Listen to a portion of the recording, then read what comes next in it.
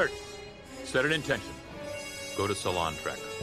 Captain's log supplemental. Commander Chakotay was injured. But I want you to know, you can use logic to justify almost anything. Janeway out.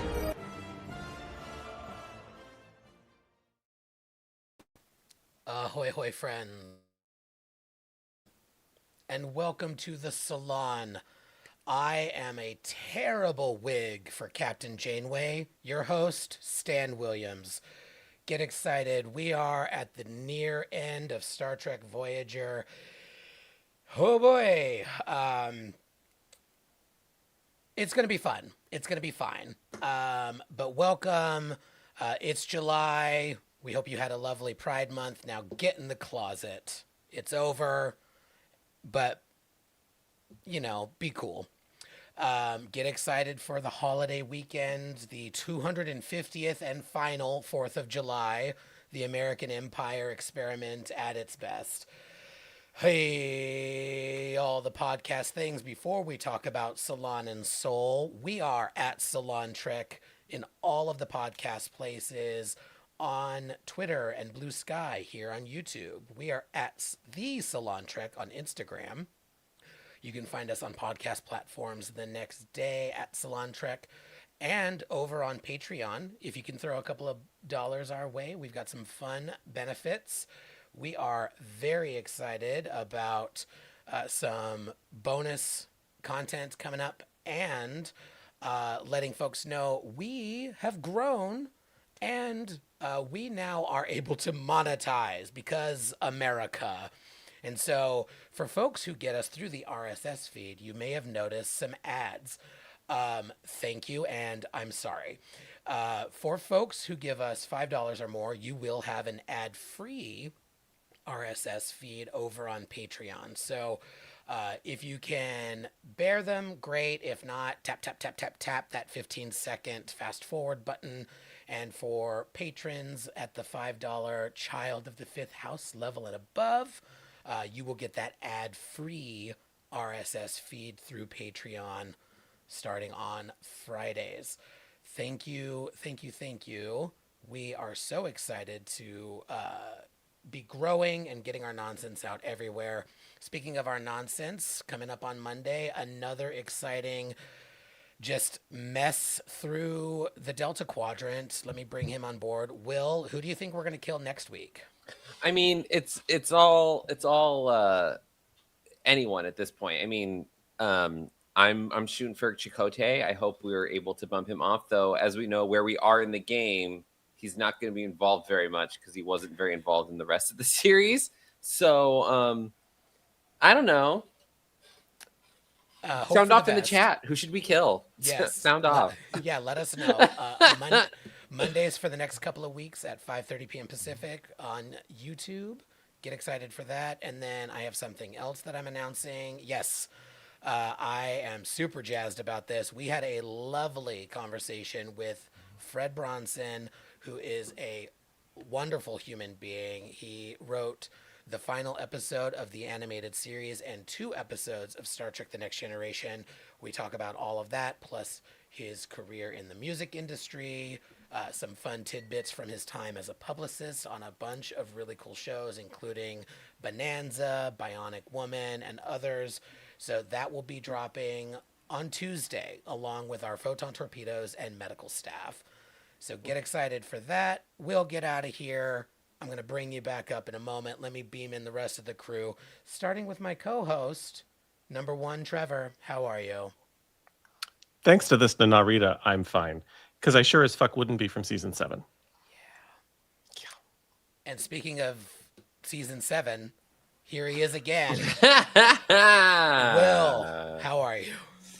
You know, it's not tight, but it is right. I'm fine. I'm doing great. Celebrating Madonna's new album, wearing my vintage shirt. Go stream it on all your platforms. Also our stuff. Hooray. I don't know. What are we doing? Next person, please. Life is a mystery. Here's Matt. How are you, Matt? You know, I'm doing great. I'm living, I'm laughing, I'm loving. That's very 90s of you. And you know who's doing all of those things? He's living long. It's Ken. Ken, how are you? I am doing all those things and more. Yes. Hi, everybody. Speaking of more and just the right amount, here's Joanne. Joanne, how you doing, darling?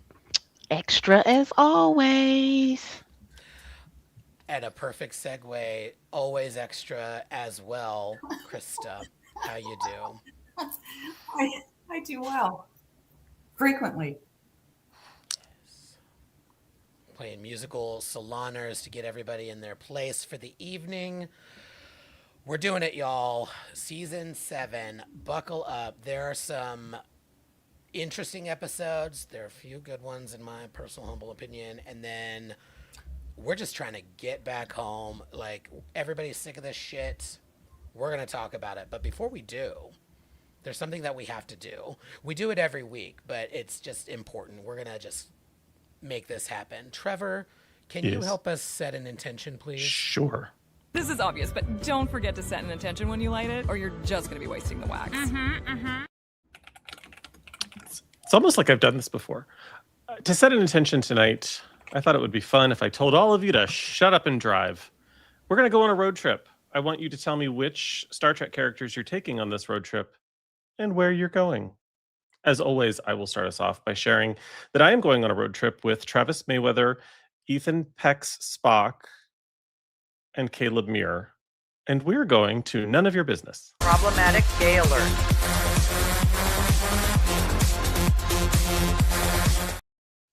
Or the public library. You don't know. I said Eagle. none of your business. Yeah, you're right.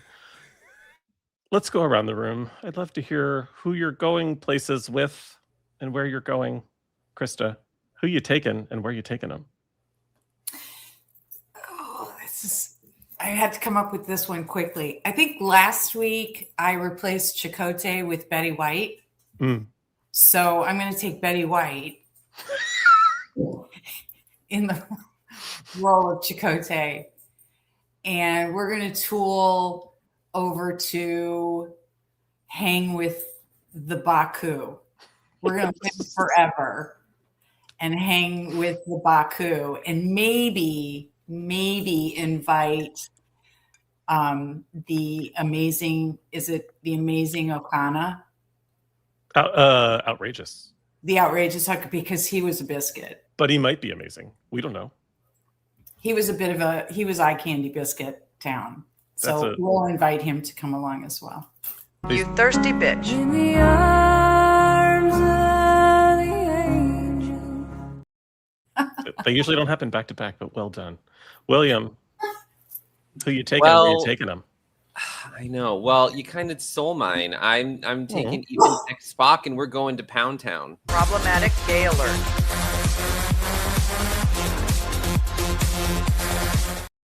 And you all will know. You'll all know. But yeah. And I bet we all know what route you take to get there. It's Route 69. Come on, guys. Come on. Anyway. No, yeah. Oy. Joanne. I'm cruising with Michael Burnham, and we're going to Talon's Bar in Starfleet Academy for the drag show. Oh, drag brunch with Michael Burnham. I'm so excited. I'm excited for you. I might emerge from whatever it is that I'm up to with my friends. Problematic gay alert.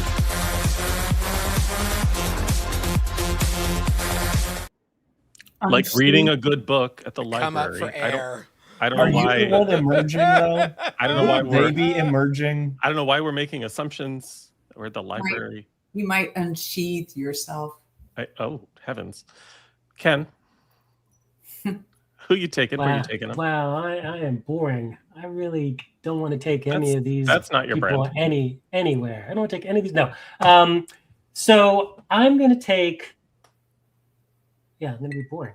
I'm going to take Kirk, Spock, and McCoy, and join Joanna at the drag show with the original Kirk, Spock, and McCoy. So Spock and Michael Burnham hang out, brother and sister time at the drag show, and yeah, that's what we're going to do. And given the route that you would need to take, you might have time to go climb a rock. That's true. I might have time to go climb a rock. Yeah. Love it. That's what's going to happen. Not mad about it, Matt. All right, so runabout. I'm taking Dax and Kira, because I'm going to need someone to fly it while I'm in the back with Telfer, Transporter Twink Kyle, Okona, because you reminded me that, he's there. And he's probably bi. He's definitely bi. If not, he's at least going to be okay with everybody else helping him. By the way, everyone with that haircut in the 80s was bi. That's how you knew. Right. Yeah, not even a question. And if you have that much charisma, you've definitely let a man suck on your airlock. Nerve and talent. Right. And then there's a few more that we'll pick up along the way. We're really just road tripping, and it's wherever Kira and Dax want to go, because I'm certainly not going to be in the front. Problematic gay alert.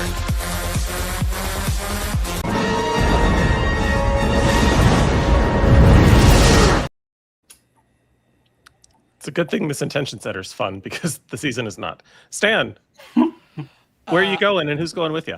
I'm also not as fun as y'all, because I took this in a very PG place. Guys, it's been so long. I gotta... like, my mind's not even on that. It's been so long. I'm like, oh, right. People. What is the touch of a man? It's been so... That's harsh. Long. I might actually cry a little bit. It's fine. I have good friends and everything's fine. During or before? A little bit of both. Okay. Just wanted to clarify. What? Oh, I am going to take Garrick, Jadzia, T'Pol, and Michael on a backpacking trip through the southwest of the Americas, from Mexico to Joshua Tree to Arizona and the Grand Canyon, and just get high and look at beautiful landscapes. And that is as wholesome as my trip to the library with 3 very scholastic men. Yes. The intentions are set, and I am sad. I am so excited to talk about Star Trek Voyager, and ooh, that's not going to work. Anyway, guys, we're near the end. We've been bitchy about Voyager at times, rightfully so. I still love this show. I push when I find something weird or shitty or not living up to its promise. It's how I show my love. And so that's the vibe I'm bringing tonight with this thumb war. Now, you might be wondering, if you're new to the channel, what the fuck is a thumb war? I would love to tell you. So here's what we're going to do. Trevor is going to read a really janky description of each episode, and it's going to be bad. He did not write them. Some of them are rough. Some of them are downright wrong. There was at least one last week that was just technically incorrect. The Siren of SETI Alpha 5, holder of the sacred chalice of Cabernet, may or may not interject a few interpretations of some of these episodes. And then we'll discuss, and then we will vote in the only scientifically accurate way to judge television, with our thumbs. Hence a thumb war. Up, down, or sideways. So Trevor, load your torpedo bays, come up for air from your road trip, and prepare to fire everything you've got. Let's begin this thumb war.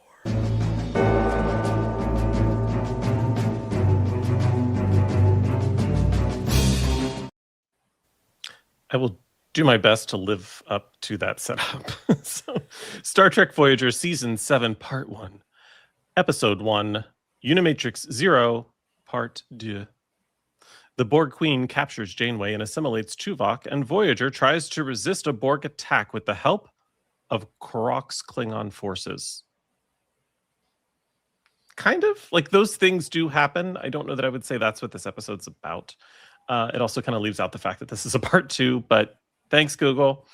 To bookend last week, when we sort of began Unimatrix 0 Part 1, we had Will share his thoughts. I will do the same for Part 2. So, William, take it away. Thank you. Good golly. The first part doesn't make any sense. The second part continues the nonsense and just kind of ends. It's not. I wish I could say I hated it, but I don't. It's fine. It's just like kind of a Borg story we didn't need that comes really late. We get this weird Axum dude who's like kind of hot, and then it's ridiculous. It's just the idea of this is the idea of this episode is just ridiculous. There's this like thing that the Borg go to, this like dream place, and they can't remember it, and then they're gonna create this resistance within the Borg, which is like it's a fun idea, but like they're not gonna last long. So I don't know. This episode is so weird because it's just not. It's not very exciting. I would just say that. There's a cool Borg battle, which is fun. There's a cool moment with the ships where I'm like, oh, fun, great, cool. And then I don't know. There's no stakes to it. It just, I don't know. It's fine. Yeah, I agree. My issue with this episode is similar to a thought that I'll have for the next episode and really all of the Borg episodes post Scorpion. I think it was Will who said last week or the week before they really should have done all of the Borg shit like across a season. My problem with this episode and the rest coming up that have the Borg is if this was the 1 or the 2 or maybe even the 3, I could get on board with it. But this is like the 15th Borg of it all since they introduced the Borg's territory in season 3. And so it's just too much Borg. If this was the 1, it could have been fine, but then it's like, oh, it's another Borg thing. It's another, like, how weak was that cube? Like, how? It's just messy. Well, yeah, that not to get like into the nerdy stuff, but it's apparently smaller. I looked this up because I was like, how did they do this? And it's apparently smaller than a regular cube. So it's an irregular cube? Yes, it is a little bit smaller, but it's not the size. It's how you use it. And they didn't use it well. So whatever. So it's apparently smaller. I agree. It just, I feel like the storyline on the Borg has run dry. And this is a real indication of it. And then several other Borg episodes also show that.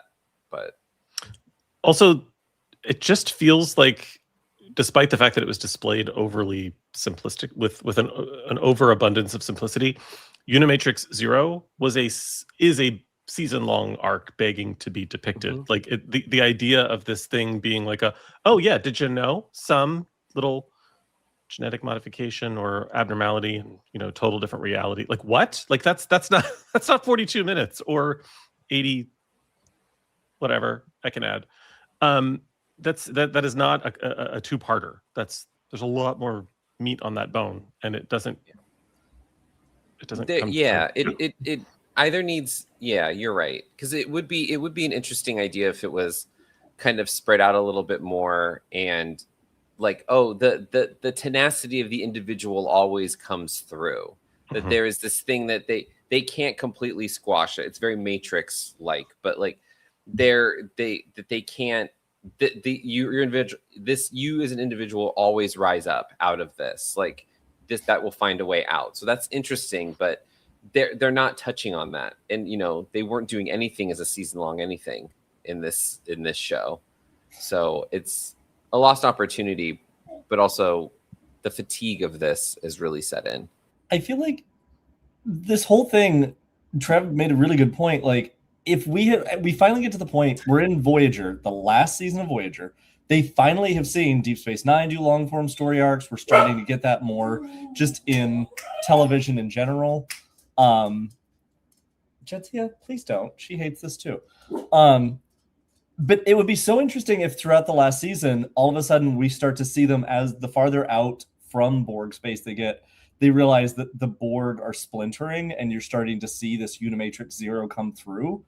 And then, not to spoil the end, but like, it would be fun if the sphere that gets them home is actually overtaken by Unimatrix Zero and saves them and drags them to Earth, before blowing up, and it's like they sacrifice themselves. You know, we've rewritten the end of Voyager so many better ways, but like anything would be better.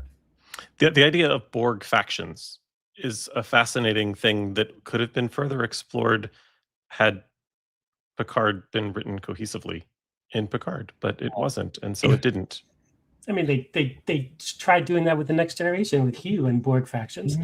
But I think that for some reason they decided, I don't know if they knew this was the last season, they said, let's get all the Alpha Quadrant makeup out and let's do a number of episodes where we're using we're going to use all these different makeup styles.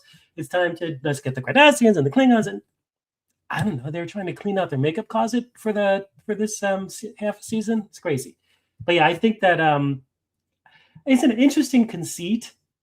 I mean, like I said, it wasn't here last week. It's interesting conceit that the idea, the focus of dreams and where do we go with our dreams and all of that. There's a kernel of an interesting concept there, but I don't think they pull it off very well. And this whole idea that suddenly, this goes against everything else with 7 of 9, that she's in this episode comfortable, at least at the end, being called Annika and having a love affair. But she's like, I'm 7 of 9, which is who she was. And that's what we see all the way through Picard season 3. But in this episode, it's like, she's okay being Annika. I don't know. It's interesting to track 7 of 9's arc through the entire franchise. And with that, show me your thumbs for Unimatrix 0 Part 2. All right. Somehow it's a sideways, despite our better intentions. Season 7, Episode 2, Imperfection. To save an ailing 7 of 9, Icheb secretly performs a dangerous procedure on himself and places his own life in jeopardy. Siren, do you have anything for this one? Yeah. We open with another regifting appropriated children's ceremony. And if anyone thought this season would expand the arcs of these children into something meaningful, let me enlighten you that rule number 6 of the Cuck Chair demands that they served only to highlight yet another focus on 7 of 9. Cortical node malfunctions lead to contemplations of mortality, and it's all very uplifting. Icheb, the one remaining human Borg orphan yet to be regifted, receives some sage advice from the doctor on how to navigate the emotional landscape of humans, but mostly just 7. Parts' scavenging team returns. The doctor prescribes reverse psychology, and the morality of a life for a life is argued in lieu of any alternatives, and Icheb goes full Sally Field from Soap Dish by offering his brain. Hey, Queen. Matt, do you want to try to follow that? Hey, Queen. No, I'm just gonna say I think there are some good things in this episode. We lose children. We start getting rid of Icheb piece by piece. I will say I think one of my favorite little pieces of this episode was one that I forgot until I went back and rewatched and reread about it, which is in Picard, when they're trying to dissect him, she says, "Where's your cortical node, buddy? It's got to be in there somewhere." And it's a cute little, like they did nostalgia bait really well with that, because it's a deep cut. You would have to remember that he gave up his cortical node for 7, and then 7 comes in, and that, like, so this sets up a really very tiny, cute moment in Picard. So I love that about this episode. The rest of it, it's cute that Icheb was willing to sacrifice himself for her. He was...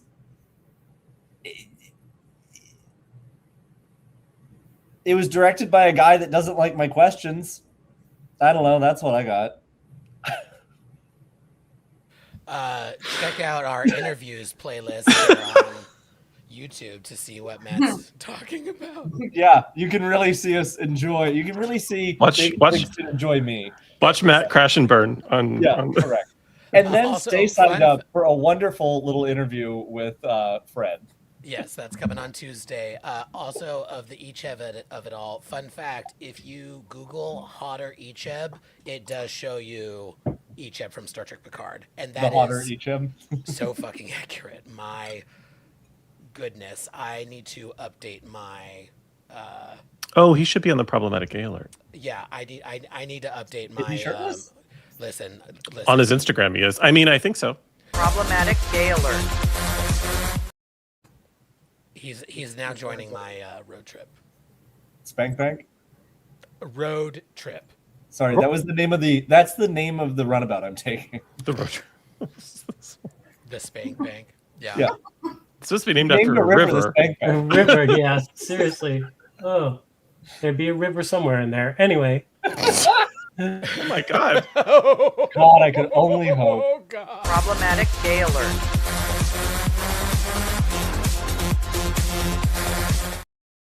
Welcome back, Ken. I like that the worse that the seasons get, the more problematic gay alerts there are because we have to entertain ourselves with other things. Because we drink more. When we realize we don't have to give like any Benji, put that in the chat right now. It's What did our Benjamin? imperfection. The run him out. Oh no. Benjamin. Let's sit on that for a moment. Accent. Let's sit on it. I've been trying to. Oh, I've boy. been trying to. That was good. Shall we show our thumbs for imperfection? Just Kind of is sideways. Same thought. We from did last get rid of the episode, just kids. Too much Borg. Too much Borg. but we did get rid of kids, so that pulled it out of the Yeah. dumpster. Speaking of dumpsters, season 7, episode 3, Drive. When Paris enters the Delta Flyer in a space race with Torres as his co-pilot, he learns that the flyer is targeted for foul play. Not as in turkeys and chickens, but as in misanthropy. Krista, do you have anything for this one? Or would you just like to take it away with your thoughts? Well, I think I can just read the thing and it's going to give you my thoughts. Let it out, girl. Don't hold that shit in. It's bad for you. Opie and Ensign Eager encounter a statistically pleasing to the audience female with power transformer overload, but she's plucky and really knows how to handle a stick. Opie is very excited to compete in a galactic go-kart race because he's 12 and declines B'Elanna's plans to party on Getty Prime because we're ripping off Dune now.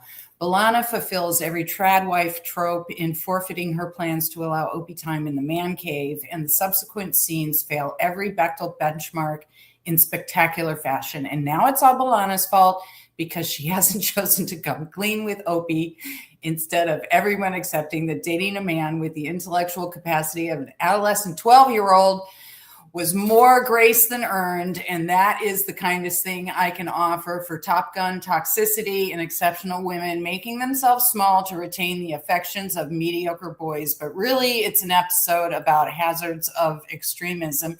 And I hate everyone on this show right now. Marriage proposals and a reminder that Opie Torres is acceptable in the 24th century because there is still an ample amount of misogyny to make up the difference of any performative nod to equality.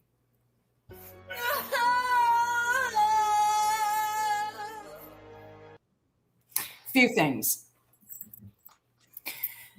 This episode for me encapsulates everything that is wrong with having this collection of showrunners and this collection of writers write for a show that is supposed to feature a female captain.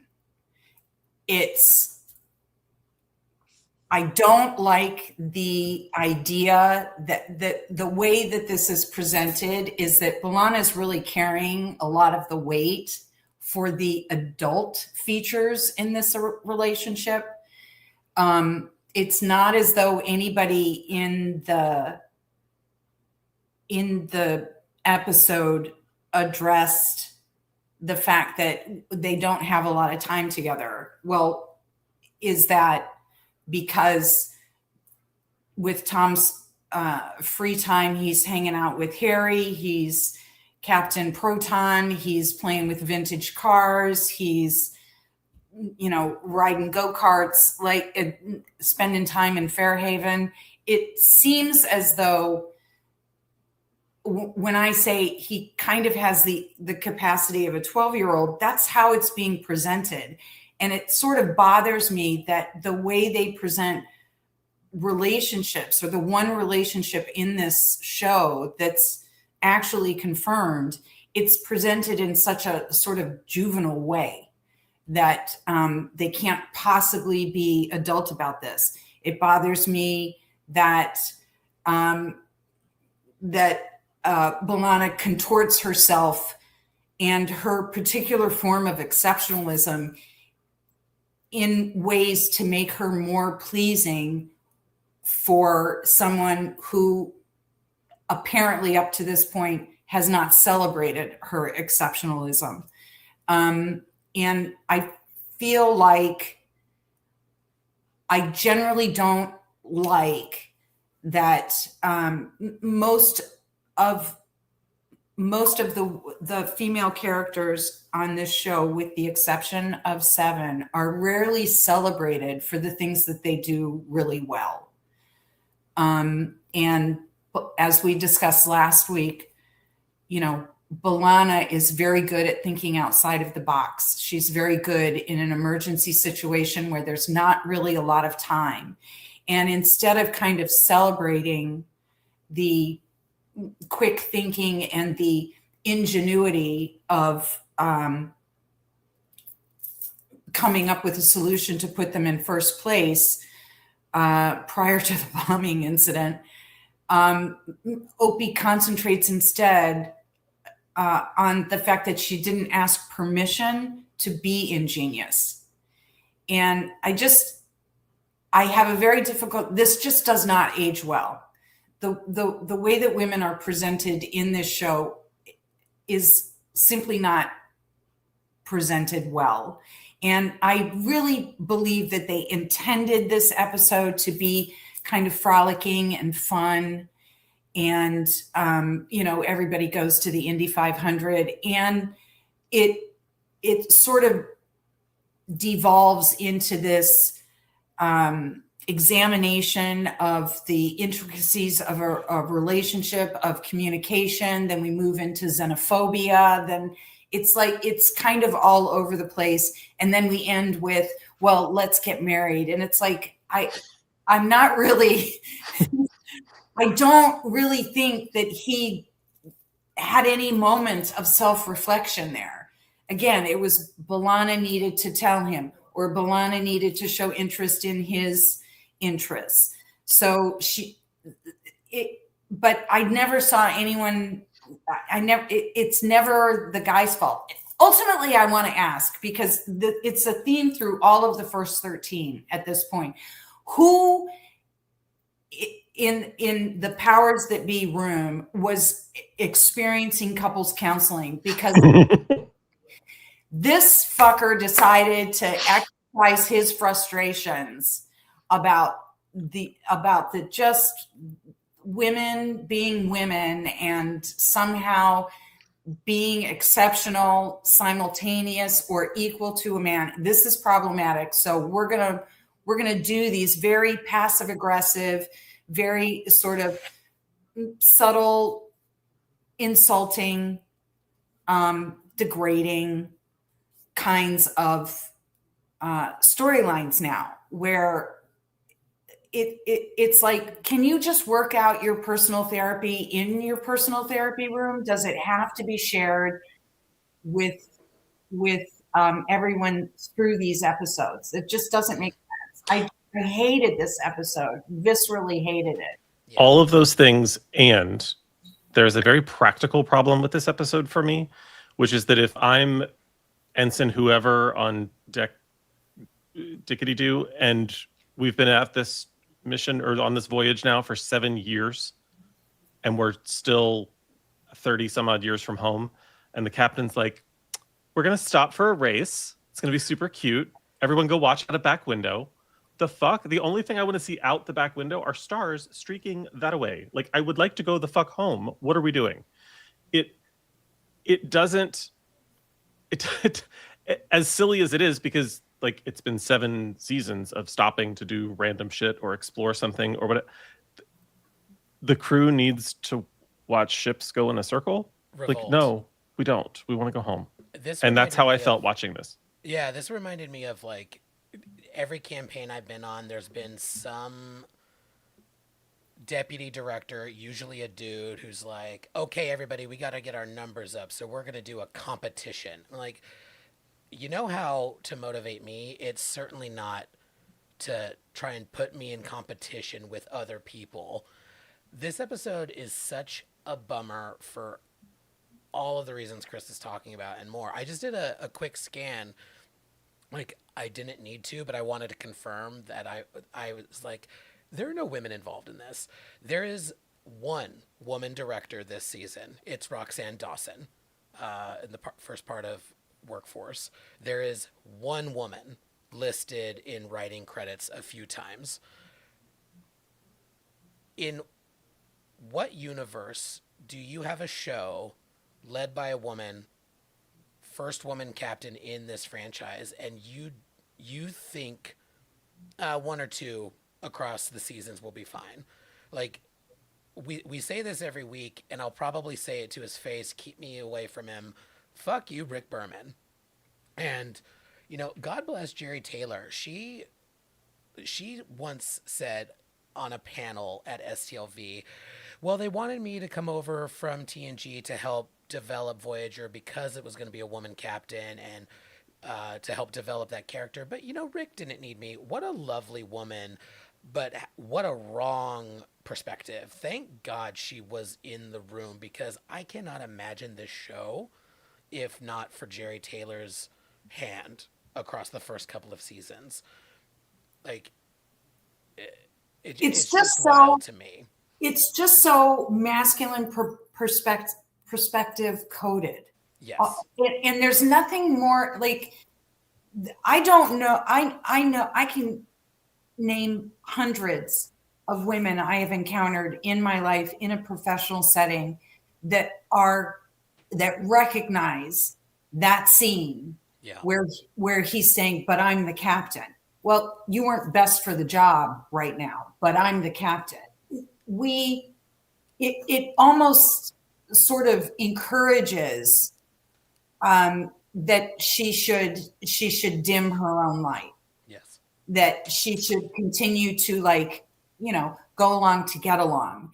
And then when they begin talking at the ill-timed couples counseling in the middle of, you know, fuckery, then it is reduced to the you like the mushy stuff. Oh, there's the kissy stuff. There's the touchy stuff. It's like, are you fucking 12? Like, I don't even understand. It's like, I don't doubt that there was creative inspiration. I don't doubt that they wanted to do better. I also don't doubt that there were outside influences that curtailed that opportunity. And so Voyager, for me, will forever be the example of missed opportunity and failed promise, because it could have been so much. And, you know, it seems that they can only extend themselves because of the rules of the cup chair, number 9. They can only extend themselves to any sort of extensive examination of the female mystique, the feminine mystique, the female psyche, and then fuck, it gets so much fucking worse. God, it gets so much worse. And B'Elanna turns up pregnant, and fuck me on that one. And I just, there's really nothing worse than a male lauding himself with the capacity to properly understand or express what it is to be female. I hear you, Krista. Let's see those upward thumbs for Drive. Just kidding. It's a down for me. We did get some fun ship porn, though. It's a down for everybody. Did we? Unanimous. Did we? We got to see ships. Okay. I'm happy for you. The bar is solo. It's speaking of Han season Solo. 7, episode 4, Repression. After members of the crew are discovered unconscious, Tuvok leads the search for the mysterious attacker who preys on those involved in the Maquis resistance movement. That is an oddly accurate description of this episode that is so fucking tragic, I actually kind of like it.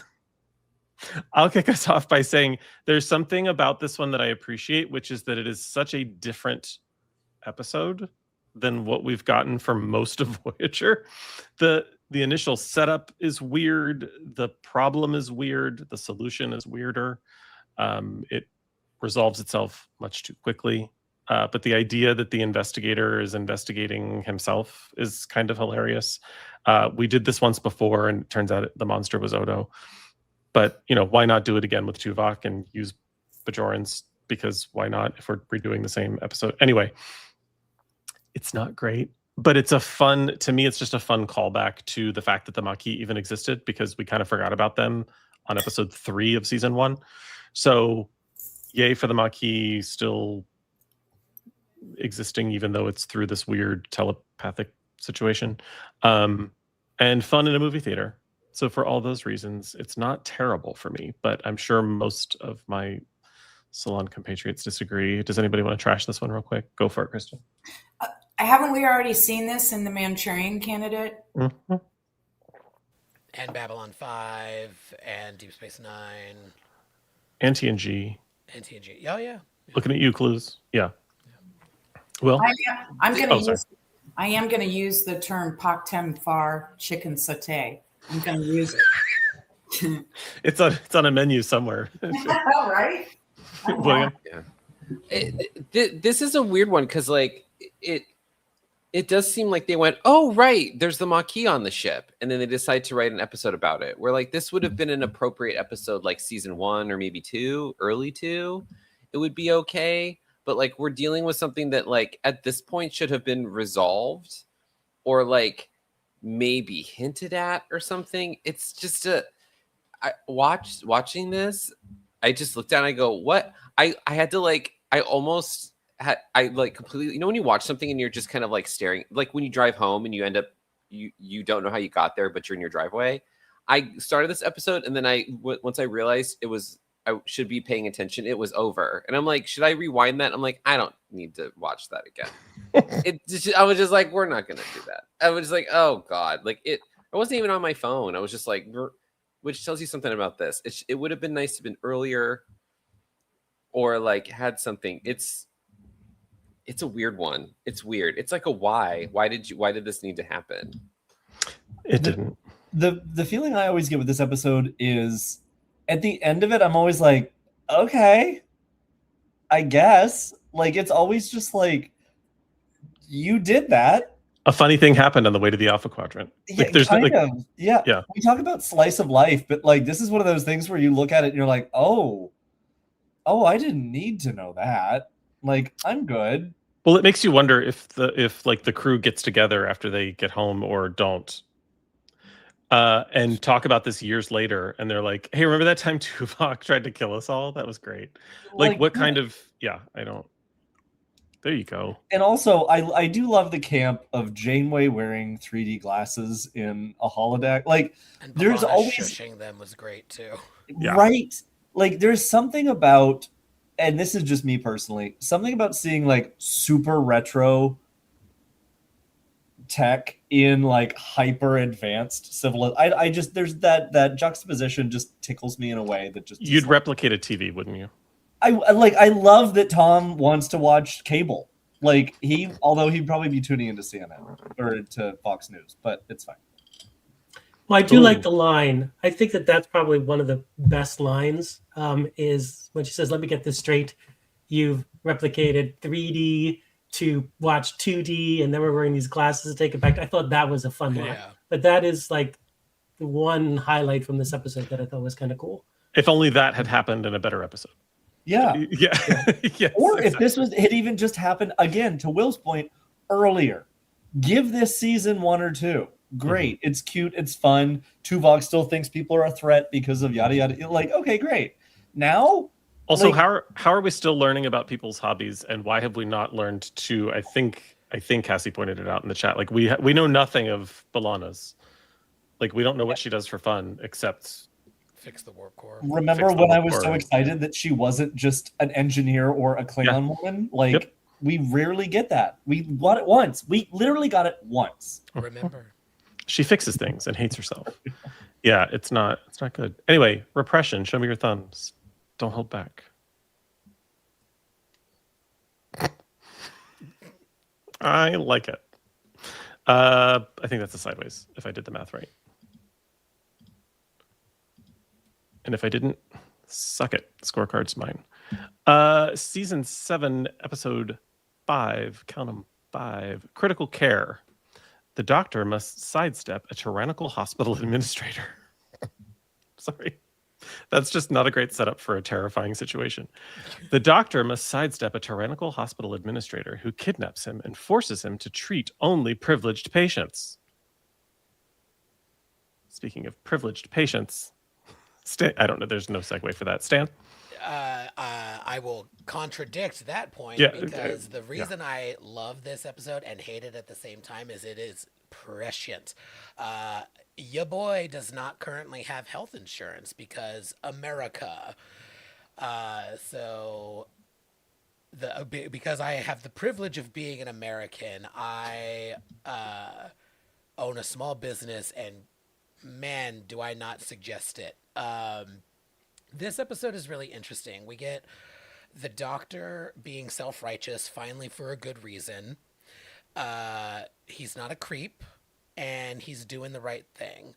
We also get Larry Gergich from Parks and Rec. That's fun. And that moment with Janeway and Tuvok, I just think is fucking funny as hell. I already have a man. It's great. It was cute. Whatever. Man, this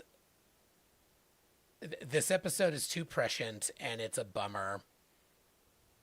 And we can do better. We just choose not to. And this episode highlighted that. I would have liked it's not great all across the way, but it makes a good point, and it's quintessential Trek allegory, trying to urge these people over here to be better as a way of saying, hey, everybody in real life, we should be better. And so it'll be an up for me, but yeah. I just have one. I have one guest star comment. I really liked Larry Drake, who in the 90s everybody knew him as Benny from LA Law, and he did a fantastic job, totally playing against type of the character. I think this was. I have to look and see if this was consecutive with LA Law. I think it may have been, and he was a great actor in this episode. I believe it's pronounced La Law, and it is the series that killed Kate Pulaski. He was great in LA Law, and he was wonderful in this episode. This episode, to me, stands out for just Voyager. It's not even a season 7 call out. It's just a great. It feels very TOS. There's something very like, we're going to tell a story about what's happening right now and something that needs to be fixed, and we're going to depict it in a way that makes you realize how stupid you look. And it succeeded. This episode to me, I think, stands out as just one, like you said, one of the best of Voyager. And it is also, to Stan's point, and actually Stan got to be there with me last year firsthand with something that happens when you don't have health insurance in America and then get handed, not only can you get kicked down and then not helped and then handed a bill for a bunch of things that did not help. They did such a good nuanced job towing the Starfleet idealistic, this is what we need to be doing, and Starfleet's smart enough to basically force a culture to abide by what they want just because they are right, which I always love about Starfleet, because they're like, no, you can do it, by the way, and here's how, because we're going to blackmail you into doing it or force you into doing it because we're going to break your technology and break it down and build it back up ourselves if we have to. And I think this was a really good episode that I think more people need to see right now. So for that, I'm giving it a thumbs up. I think the Doctor does a really great job. That other, the assistant, I cannot think of his name right now. The guy, the kid, yeah. Yeah.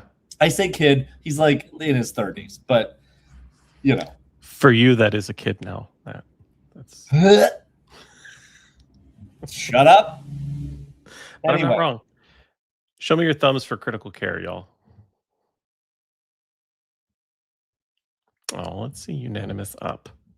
That almost never happens. Certainly not in Voyager. Season 7. Speaking of one that won't get a thumbs up. Season 7, episode 6. That's right, ladies and gentlemen. Our favorite guest actor is back. Inside Man. When the Ferengi hijack Lieutenant Barclay's hologram and reprogram it, the Starfleet officer enlists the help of Counselor Deanna Troi to warn the Voyager crew. Because that plan makes perfect sense. Ken, you make way more sense than this episode does, so please help us. Well, so the one thing about this episode, which I thought was an interesting carry through, is whenever Barclay is on the holodeck, he's this kind of character where he's like, I'm like, okay, shut the fuck up. And so it's that's not good. I mean, this whole episode is just, there was a couple of moments where I'm like, okay, how are they going to communicate this? And then to the Voyager crew, you know, that this guy's fake. We throw in the Ferengi.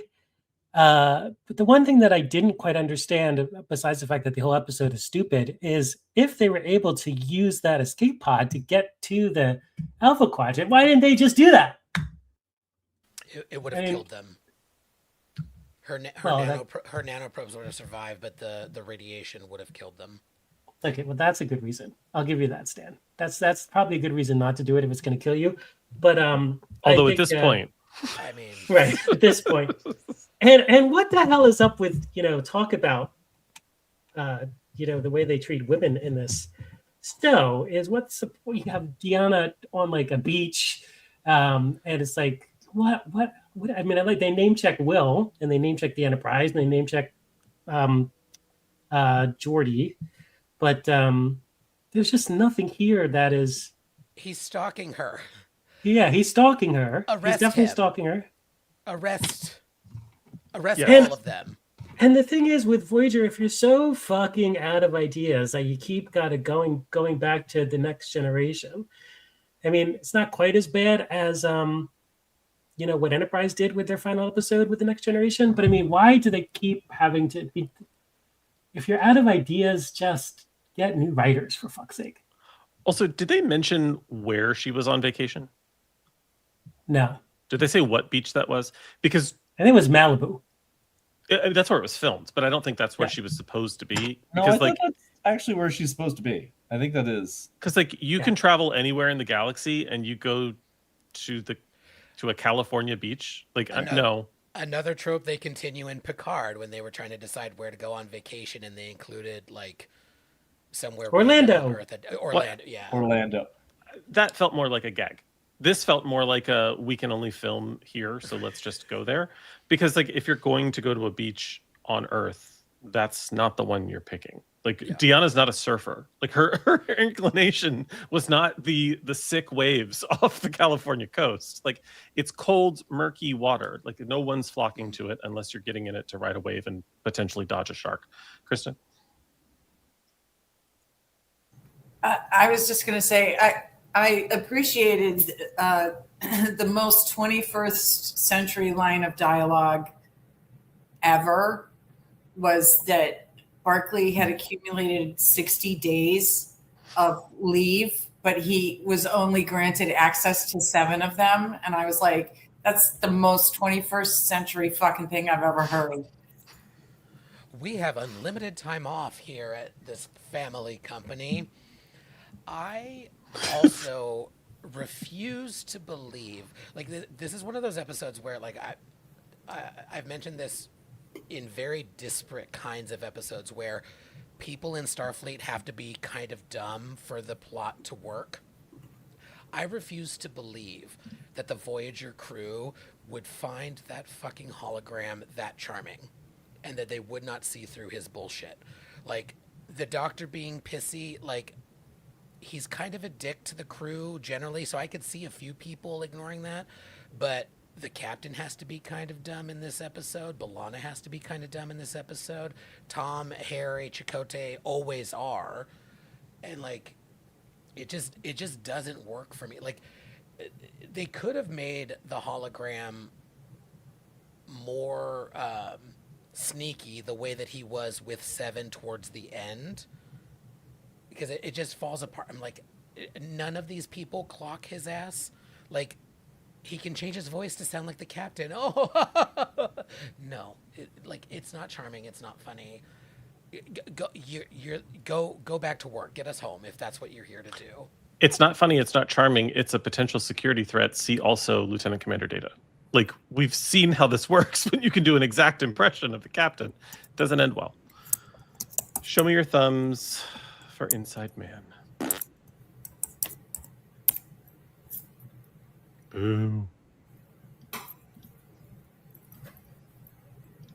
We unanimously disliked it. Alrighty then.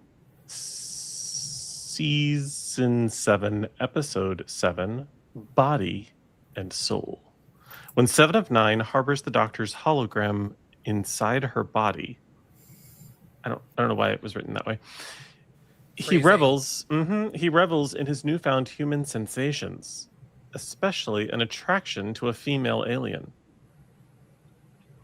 Krista, I feel like before we get in deep, you might have something. I do. Okay.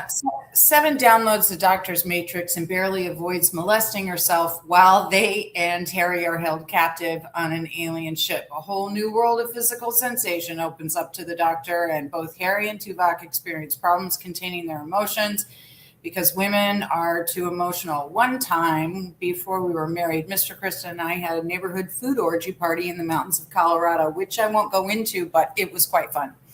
But the fun's over as accusations of abuse via food and alcoholic beverages ensue, and overindulgences become a user-friendly all-skate euphemism for physical assault.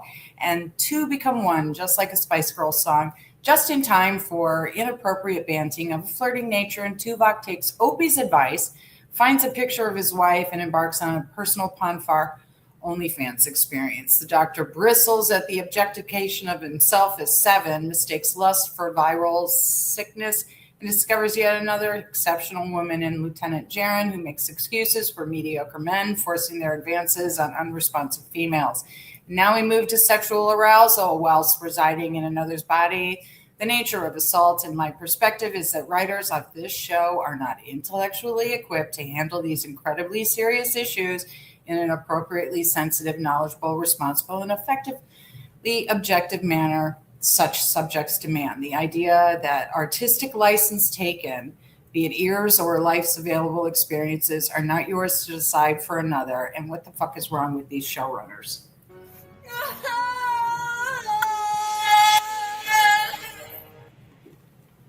So it's a thumbs up, Krista. Yeah. What? So it's a thumbs up for you, clearly. Yeah. Krista loved it. Matt, tell me what you want, what you really, really want.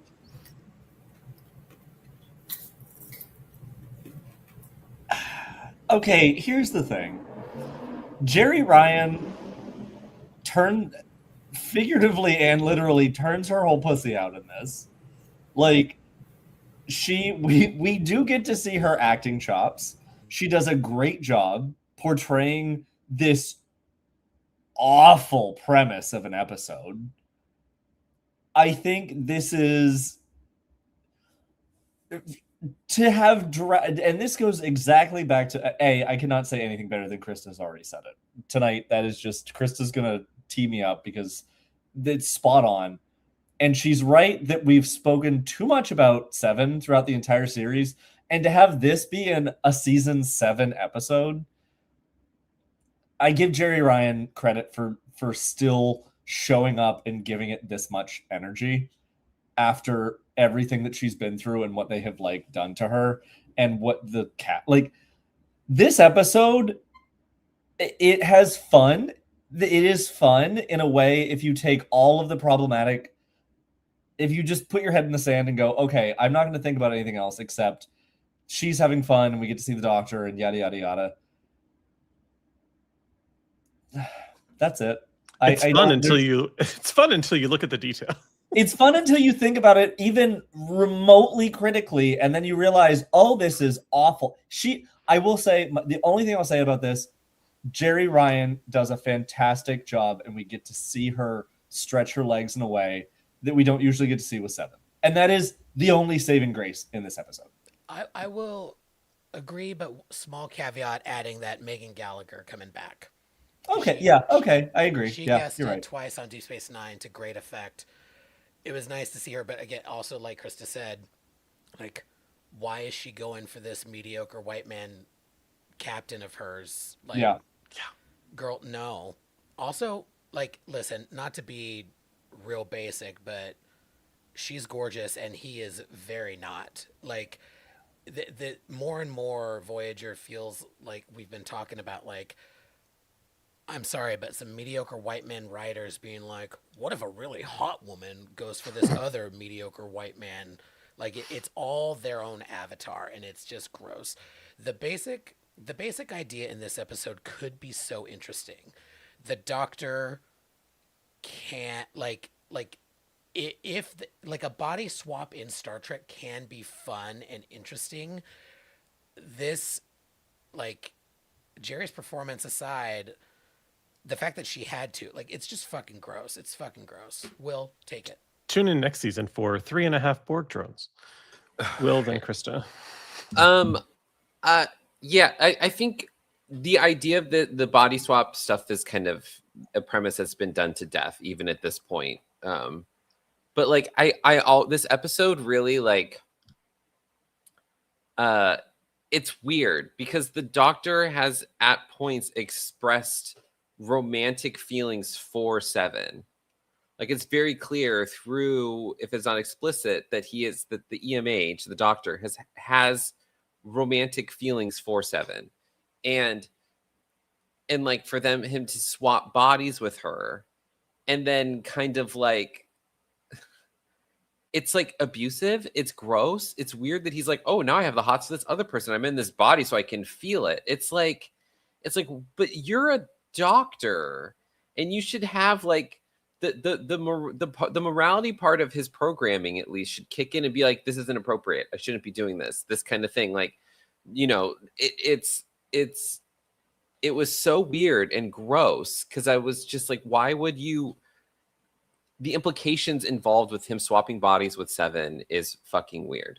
Not only the fact that we've had every episode this season thus far has been a Seven-centered episode, other than Drive, but like it's very weird. It's very weird, and I think it while there are parts of it that are funny, I think it's really only funny because Jerry Ryan, for some reason, is a good actress. And she's acting very well, and she's delivering a kind of like an uneven script, and one that, like, if it's very clear that there is no oversight in this writer's room right now.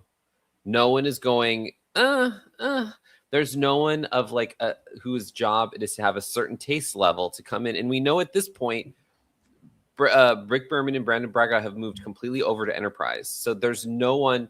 This is a rudderless ship. Why would you have 7 seasons of a show and then abandon it at the final stretch to work on another show and not put someone in who is able to at least have a certain level of taste? Because every one of these episodes thus far has been bad, and this one is just like it. I felt pulled under by it because I'm just it's creepy. It's creepy. Some of it's just creepy.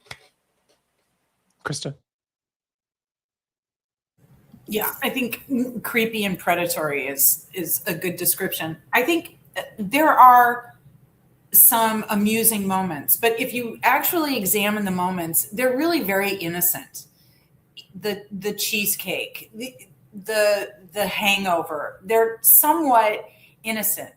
When they step over the line from innocence to actual, I suppose you could call it an internal assault, the moment it becomes the doctor deciding after he's been told by Seven that this is not okay, I do not want this, and do not do this, he actually turns around, and the dance, the whole thing, none of that was innocent. So none of that is funny. What that is he's puppeteering her, and it's it is distasteful because it's not authentic. There's nothing authentic happening here. The only part that I thought was really good and really poignant was when Opie says, well, the ear's wrong, but artistic license, how did you enjoy the play aside from that, Mrs. Lincoln? And Tuvok is like, yeah, no, it does not replace the reality. All of this is not the same as reality. It served its purpose, but it's not the same. And I kind of liked that he was the one to point out that your interpretation, your understanding of artistic license does not sort of extend to assuming that everybody feels it the same way you do.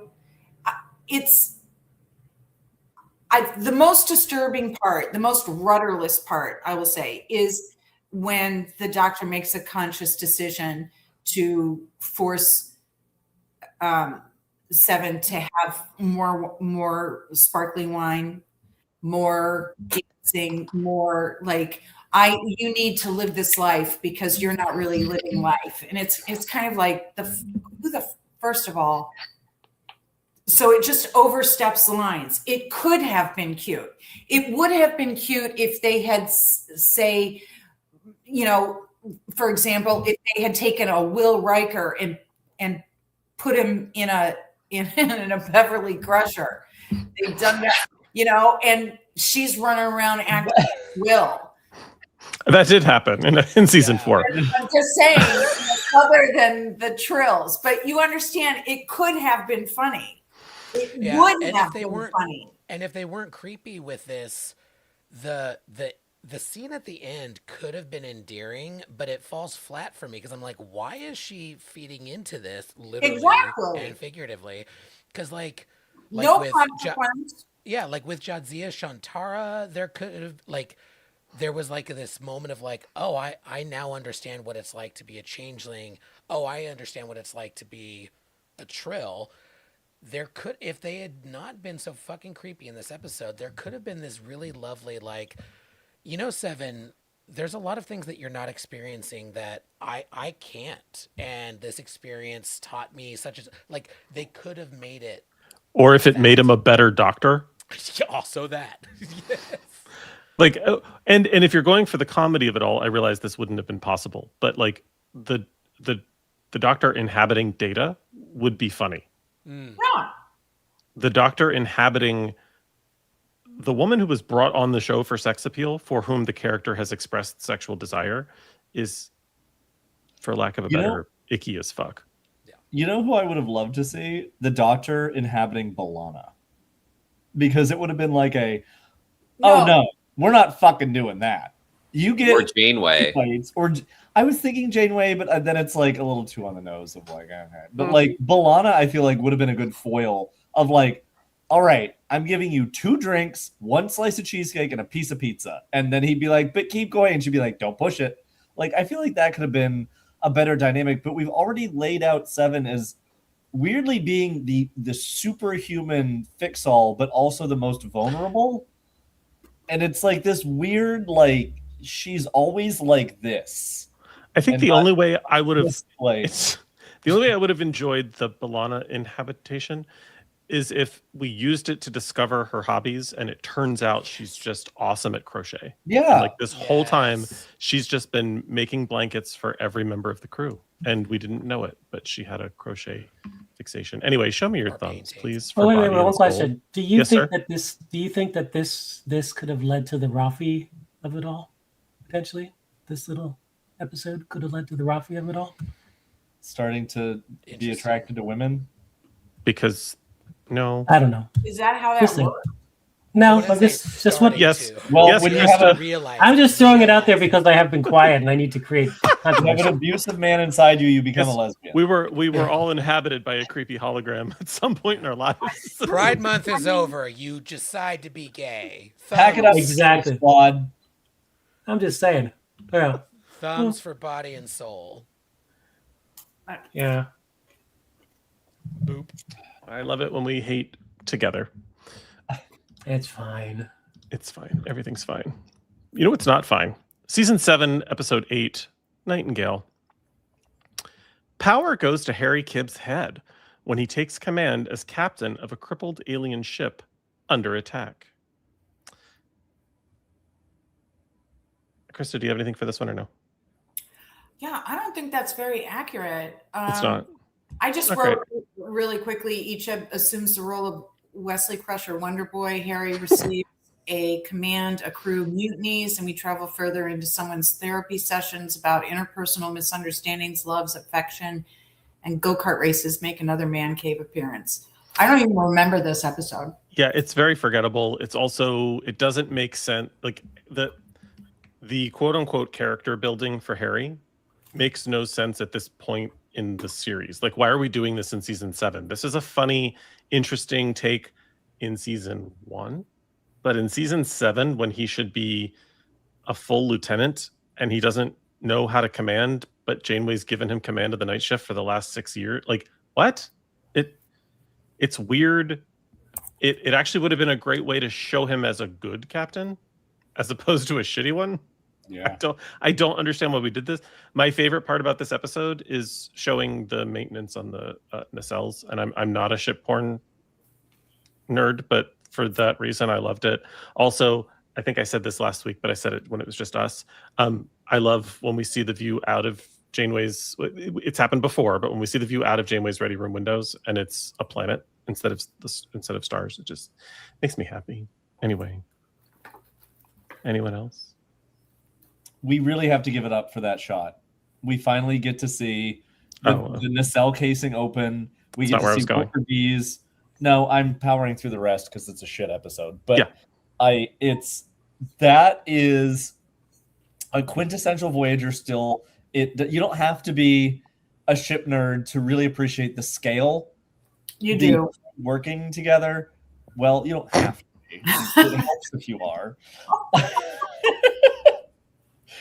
That is just such a good, like, I love it. And it actually, you can kind of understand why Voyager's struts are so far back because the nacelles are so dense. I also understand why Harry was not promoted.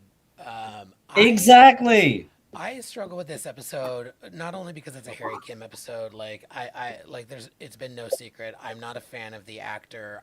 I tried to listen to the podcast because I really like Robert Duncan McNeil. I think he's a really interesting director, and getting a few episodes in, it was interesting tidbit from Robbie, complaint. It was always, the director did this, they should have done that, I didn't like when the writers did this.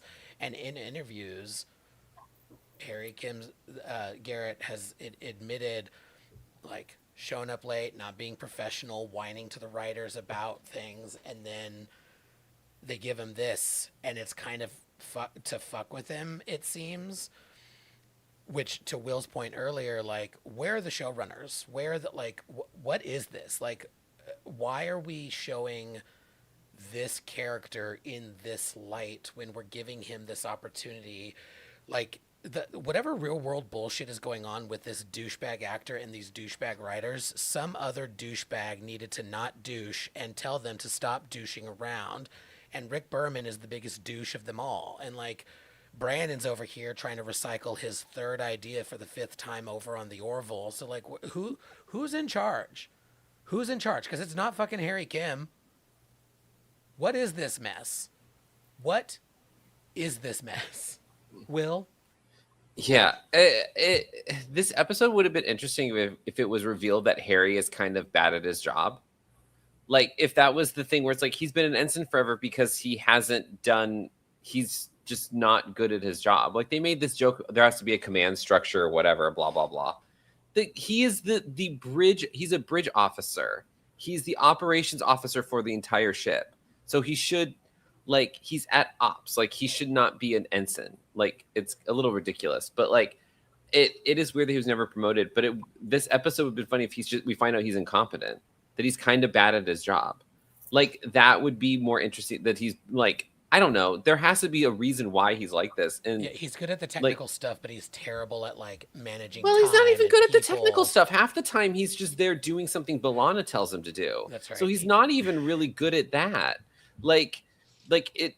It's I don't know. He's just, it would make him interesting because there's this like the cult of, well, Star Trek is kind of like competency porn where everyone is like so good at their job and everyone knows everything and everyone's deeply competent and like can, at their jobs. But to have someone who maybe isn't very good, but they're stuck with him because he's the only person trained to do the work to do this one job and they can't replace him is kind of funny. Well, it's competency porn until Voyager. And then for some reason, to highlight the fact that women are capable, we have to make all the men stupid. And it doesn't make the women look capable. Yeah. It makes it look like the women are doing the work for the men because bad writing. Right. And also, why is a fresh out of the academy ensign a senior officer on a brand new starship? Here's my thing. Never made sense. Here's my thing is I wish we had understood, and to 2 points. I wish we understood what ops actually does. Because part of me is like, okay, are you just the secretary of like what you're doing? Because a lot of the times it's like, okay, hail them, do this, do that. Fine, maybe you're an ensign, that's great. But then you have like Chief Girl, have you watched Star Trek? Was Data, second in command, like, or the second officer, not second in command. But and then like also I do like that we kind of see some inept people on Voyager because it's also like, okay, this is really the first time. DS9, you could say back and forth, but like this is the first time we're seeing not the flagship. Like, this is just a ship that was sent out to find the Maquis, and yeah, they're supposed to be good. It's a new ship, but like they're not necessarily the cream of the crop of Starfleet. So yeah, I would love to see like, oh no, he was really good at this one specific thing that he rose to the top, said, you know what, I made it. I was going to get this one chance on this one mission to go find the Maquis because I'm really good at sensors and I'm really good at finding these things. And then it's like, oh shit, I am in way over my head. That would have been so much better than anything that we got. Show me your thumbs for Nightingale. Thank you. Boo, Nightingale. Okay. Season 7, episodes 9 and 10, though they aired as one. Flesh and Blood. The Doctor shocks Janeway and the crew when he commits treason to help a group of rebel holograms escape subjugation by the Hirogen. Because we haven't seen the Doctor turn on the crew in a while. It's been a whole 7 episodes since that happened. Will, do you have any thoughts on, to Ken's earlier point, Alpha Quadrant makeup porn? Yeah. This is an episode where I feel like this show really misses the promise. It doesn't fulfill its promise. Like, we talk about this show, like Voyager kind of betrays its premise kind of wholesale. Like, it ignores the fact they're in the Delta Quadrant, basically. Like, they could be anywhere. It's not specific to their journey. And this episode, while it should not have been a two-parter, there's no reason. Like, it could have, there's so much of this where it's just like we're treading water to just fill airtime, which is really frustrating because the idea of this episode is really cool.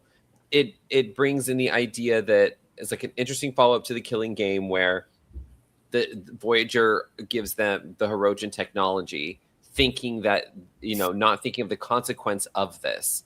And we don't see this with Scorpion, where we don't see the kind. Well, we do. I guess we do. Where like we do with the Dauntless episode, Hope and Fear. But like we don't see the repercussions of Voyager's actions in the Delta Quadrant that often. And this is an interesting state of that where they have manipulated this holographic technology and basically created sentient these sentient holograms who have moved past their programming, and it creates a predicament for the Doctor. It's interesting. I don't think this executes it well. It's clunky. It could have been one episode, maybe two, if there was more interesting, they were able to flesh this out more. But like and I also think part of the problem is that there's no consensus on how the holograms work, how the holographic stuff works, like how they have become what they are, how they can regain sentience, how this kind of plays out, how this is reflected later. We kind of get a little bit of a bookend later with author, but like it's so thin because I think that there was never a discussion about the holographic technology and what this is doing and how these holograms become individuals. And it's just them going, oh, this is ideal, let's pull at it. There's just not a firm foundation, I guess, is what I'm saying. Not the worst part of it, but to your point about fleshing out the tech side of it, that one thing can emit all of those holograms across a big swath of that planet. What? Like, yeah. No, it can't. Yeah. No, it can't. Not the biggest problem with this episode, but it's always irked me. Yeah, it's weird. Well, we'll use the technology of Star Trek to get us out of a writing plot hole is basically all this is. We'll create a thing and it gets us out of it. Extend the warp field, use a dampening field, and blah blah blah blah blah, and then they're out. It also kind of brings in critical care too, because it questions like, prove your value. What is your value? And then it weirdly dances along this edge of like experimental technological eugenics. So it's carrying a lot of like subject matter that's kind of heavy, but also sort of very prescient and timely for right now. I mean, that the quote, I wrote it down. The quote, there is no point in hunting something that does not suffer as you torture, right, or kill it. I added torture, abuse, exploit, and eventually kill them spiritually as well as physically. And that seems to be kind of a thing that can be said of the proliferation of technology right now and data centers, and wait till you hear about the water shortages. And so there's no limit to the amount of exploitation and pain to serve that very limited end. And I think also it was interesting in a very Oppenheimer sense that the creator is eventually consumed by the growing superiority of the creation. And the fact that Janeway very clearly at the end of the episode recognizes that she gave birth to these sentient beings as much as anyone else. She allowed for the technology to go out. She made the deal, and she is as responsible for this. And it sort of brings in a question of, how responsible, when does your responsibility to your own creation or your own input, when does it end?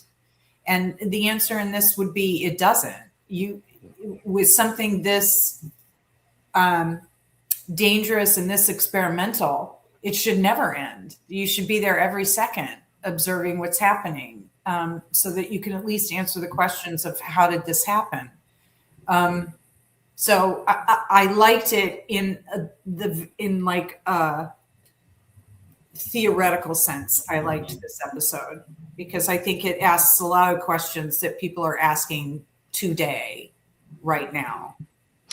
I do think the episode did, and I say this as someone who doesn't consume the meat of mammals. I say this as someone who doesn't believe in sports hunting. I say this as, but like the bastardization of what the hunt should be to someone who employs hunting. Like I realize they're hunting sentient beings, and that's a very different conversation.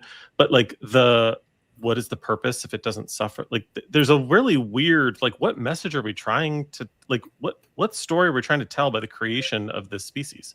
It's very confusing.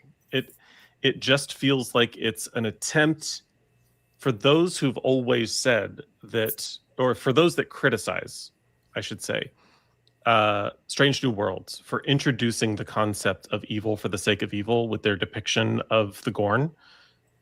What are the Hirogen? Like, they're doing a really good job of trying to make them look purposeless, of trying to make them look like they don't have any redeeming qualities.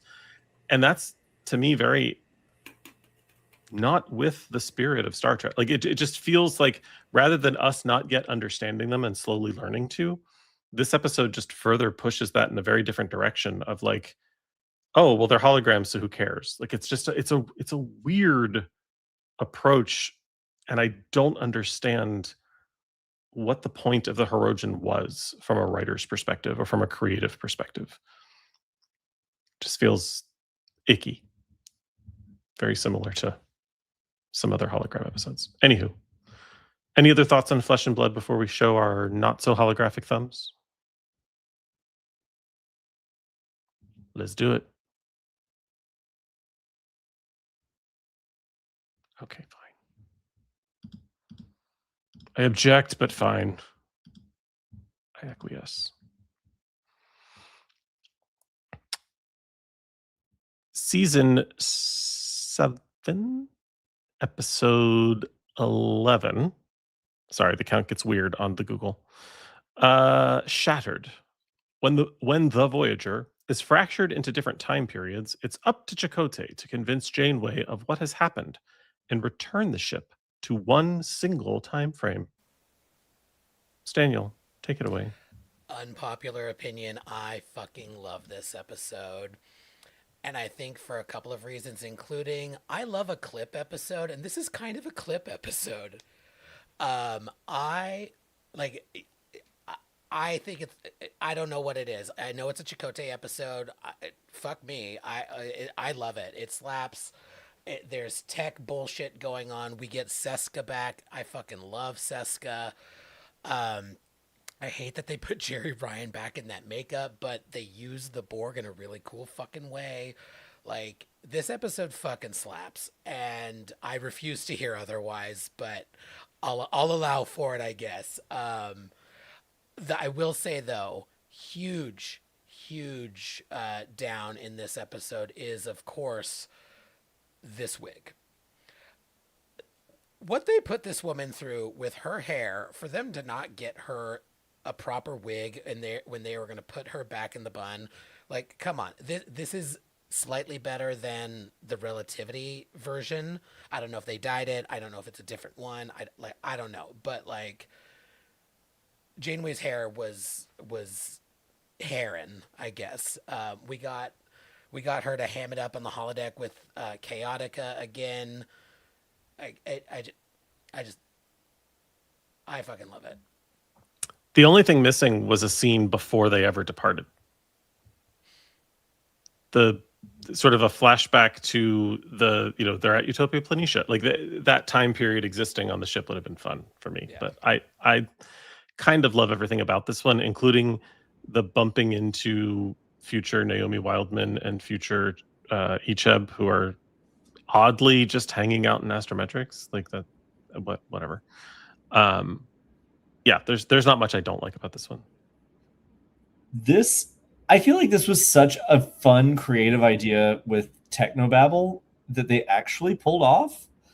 And it's nice to see Chakotay be the anchor and nothing else.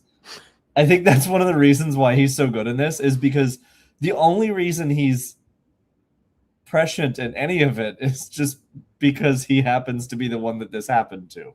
And it's like, it's not anything about him. He is simply a tool for everyone else to have fun around. And then you get to see Janeway out of water and like that whole thing. This is one of my favorite. This is a good comfort episode. I think it's fun. I think it's, being able to see what Icheb and Naomi had become, of that, like, you know what, we're fine if we ruin our future if it means that it's happier for everyone. I think this is a really good episode. And famously not everyone, though, given what does end up happening with Mr. Icheb. But good point, Matt. Well, but I mean, at the same time, like, the quotes in this and him telling her everything that's going on, like, oh yeah, maybe this was the macro virus, maybe this was the telepathic pitcher plant, and she just looks at him like, are we on the voyage of the damned? Like, what the hell are we? Why the hell haven't I self-destructed the ship by now? And I appreciate seeing that Janeway. She tries. Yeah, well, yeah. Yeah. Several times. Yeah. So it's I'll challenge you a little bit, Matt, about why it's Chakotay. For me, it's not because it's nothing and it's just him that happens, but I think the point of it was that Chakotay really has strong relationship kind of across the crew. I mean, he is the first officer. And so, because this really wouldn't have been possible without a level of relationship and accountability, relatability, and trust. Yeah. And it really demonstrated that Chakotay has that. I won't say more so than Janeway, but he does, right? It's a different level of relationship. They're loyal to Janeway, they trust her, but Chakotay knows them deeply. That's a really good point, yeah. How deeply is the question?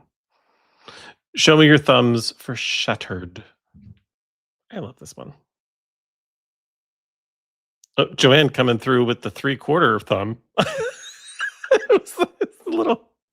Yeah, I don't really like it because it's still just timey-wimey. It gets on my nerves, but Fair. The message was not missed on me, right? Love it. Speaking of messages, Season 7, Episode 12, Lineage. Upon learning of her pregnancy with Paris's child, B'Elanna is overcome by painful memories. This emotional distress leads her to take the drastic measure of altering her child's genetic makeup. This episode is fucked up. And by request, Joanne, take it away. The levels of fucked upness demonstrated on this episode. And interestingly enough, I'm fascinated with the text, and I'm always like, who wrote this? It's the same guy that wrote Masterpiece Society. So this fascination, I guess, with genetic modification and what that does to a society, I guess is a thing of his. And one, it starts off with B'Elanna in this good mood, and Tom doesn't know why are you in such a good mood, and she goes to engineering, and everybody, she's just like, oh, she's just nurturing and supportive, positive leader B'Elanna. And then she finds out she's pregnant. So for me, from jump, I'm like, oh, so we're starting this essentialism at the beginning, that just because she's pregnant, something clicks on in her brain, in a woman's brain and body, and automatically makes them a nurturer and concerned about other people, and wanting to know they're doing well. Her motherhood switch got flipped, and so now she's no longer angry. So I was just like, oh, here we go. And then, again, just this, I did like the conversation about, this is not for everybody to talk about. But you know what I mean? Because everybody's got something to say about what's happening in my body, and how I need to raise my children and all of these things. And I did appreciate the message that this is just for us, right?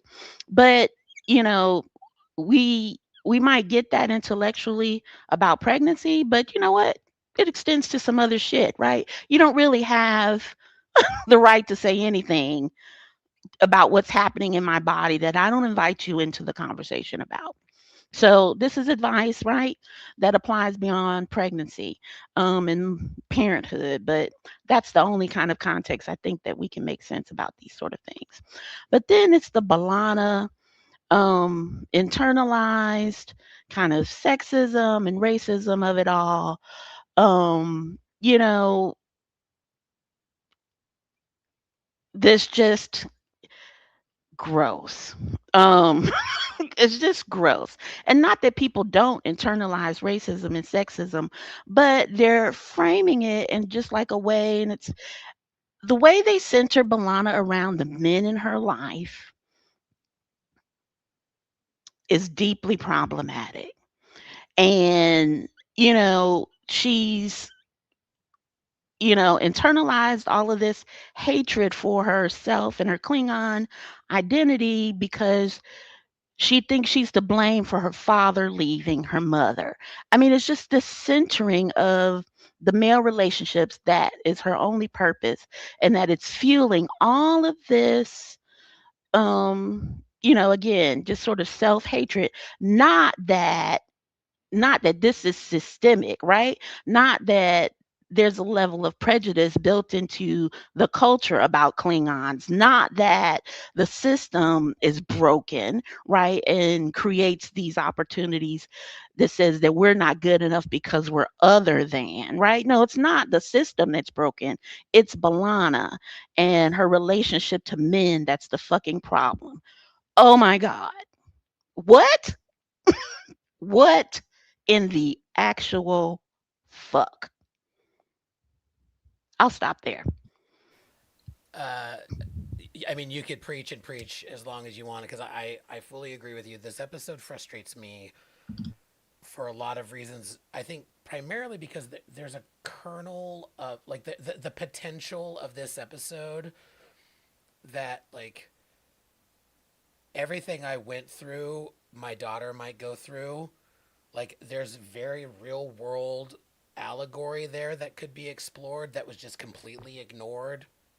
Um, there was no like if there had been like a sci-fi kind of like, oh, she's going kind of nuts because she got hit by the warp core and that's why she's so hyper fixated on it, like they could have at least gone that route with it.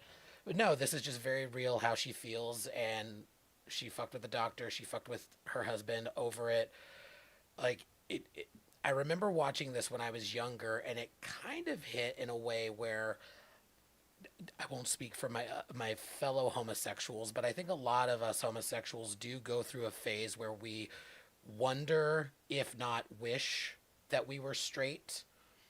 And so there's a layer of this episode that hits in that way where I'm like, oh, but then it misses the mark for that reason as well, because they don't explore in a way like you said, Joanne, like the people who wrote and directed it, like they don't understand how to have this conversation, and yet they're trying to, or completely missing what conversation could be had. And this is where like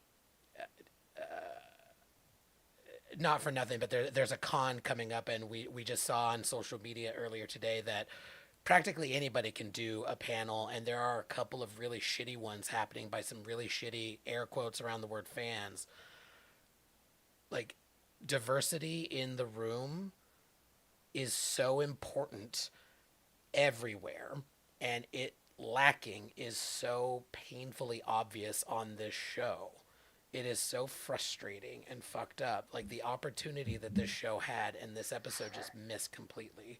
And I'll just end my rant there. I mean, and to Anthony's point, like you're not wrong. It is her coming to terms. He says, well, I'm assuming you're he. Forgive me if you're not. This is her coming to terms with her childhood and the bullying she suffered as a biracial child is true. But to Stan's point, they didn't handle it well. They didn't frame this well. You know what I mean? That is what they were trying to do. Agree. I'm saying they didn't do it well. And they made a completely different point. Krista, then Will. Krista, you're on mute. I'm saying that they presented Anthony's very valid point as sort of an alarming, almost borderline self-harm level of trauma that was sort of dismissed because she's pregnant, so she's going to be emotional. It's like, no, this isn't the first time that we've experienced B'Elanna having difficulty. And I do really agree with you, Joanne, that her issue is her issue with the men in her life. I think once she gets into a personal place, she doesn't feel as secure. She's much more secure in a professional environment than she is in a personal environment. But I think that if that's what you want to show, if you want to show that she has carried a tremendous amount of trauma, some of it entirely unintentional, some of it very purposeful, you don't tie it into the pregnancy episode, because it's trite. It diminishes it. And again, as Stan said, I don't want to hear the male interpretation of what this feels like. And, I think we get a good idea of what it feels like when between Harry and Opie, B'Elanna gets to be overly emotional. Her body expands. She pushes a whole ass human out of her snatch.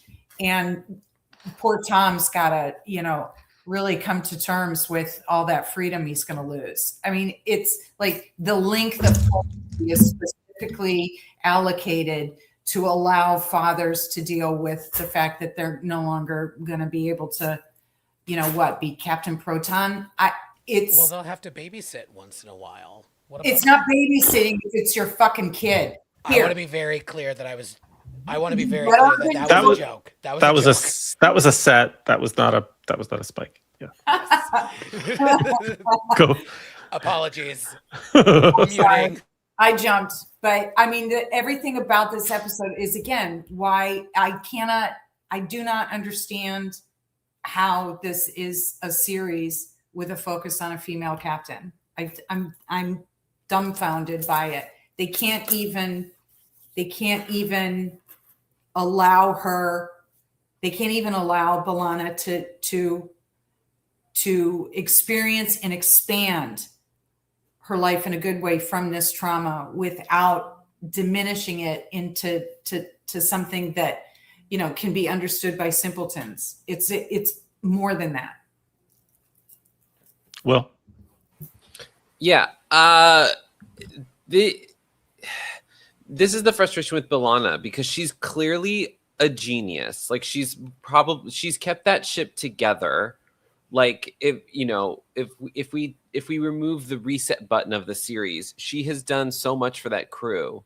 And to reduce this character down to, like, she has issues with being bispecial is so unfair. Like, I see that what they're trying to get at with, like, with her being concerned about how this is going to affect her child, and because she has such a shitty upbringing.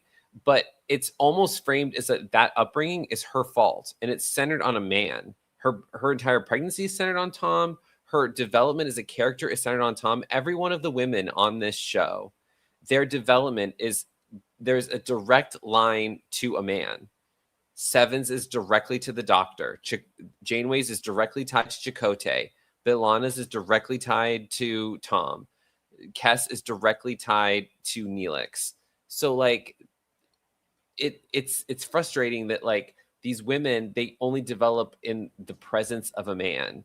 Like a woman can only grow in the shining sunlight of another man, which is really annoying because like the women are the people who are the most competent people on the ship. They are doing the most. Seven literally saves the ship every week. Janeway is the captain. B'Elanna literally is keeping that ship to fucking together.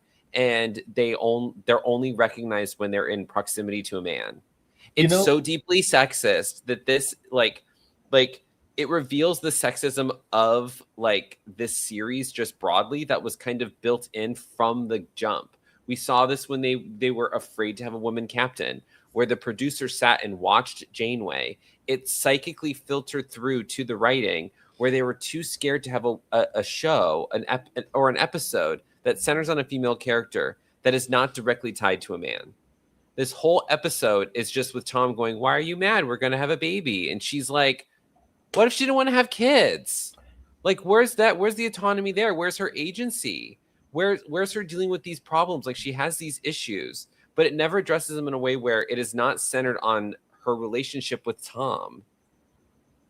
And it just feels so, it's weird. Like, they could have an interesting discussion about this, about being biracial and like how you don't feel part of either end of your racial heritage, where you're not black enough, but you're not white either. So like, what does that mean? You know?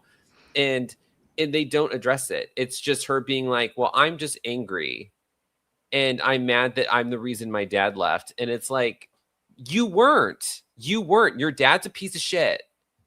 Your dad was a piece of shit. Like, there's nothing to do with you. But it's not centered like that. She takes it, and then the show makes a point to say she is the reason he left. Mm-hmm. It doesn't just say, oh, she's not the reason this happened.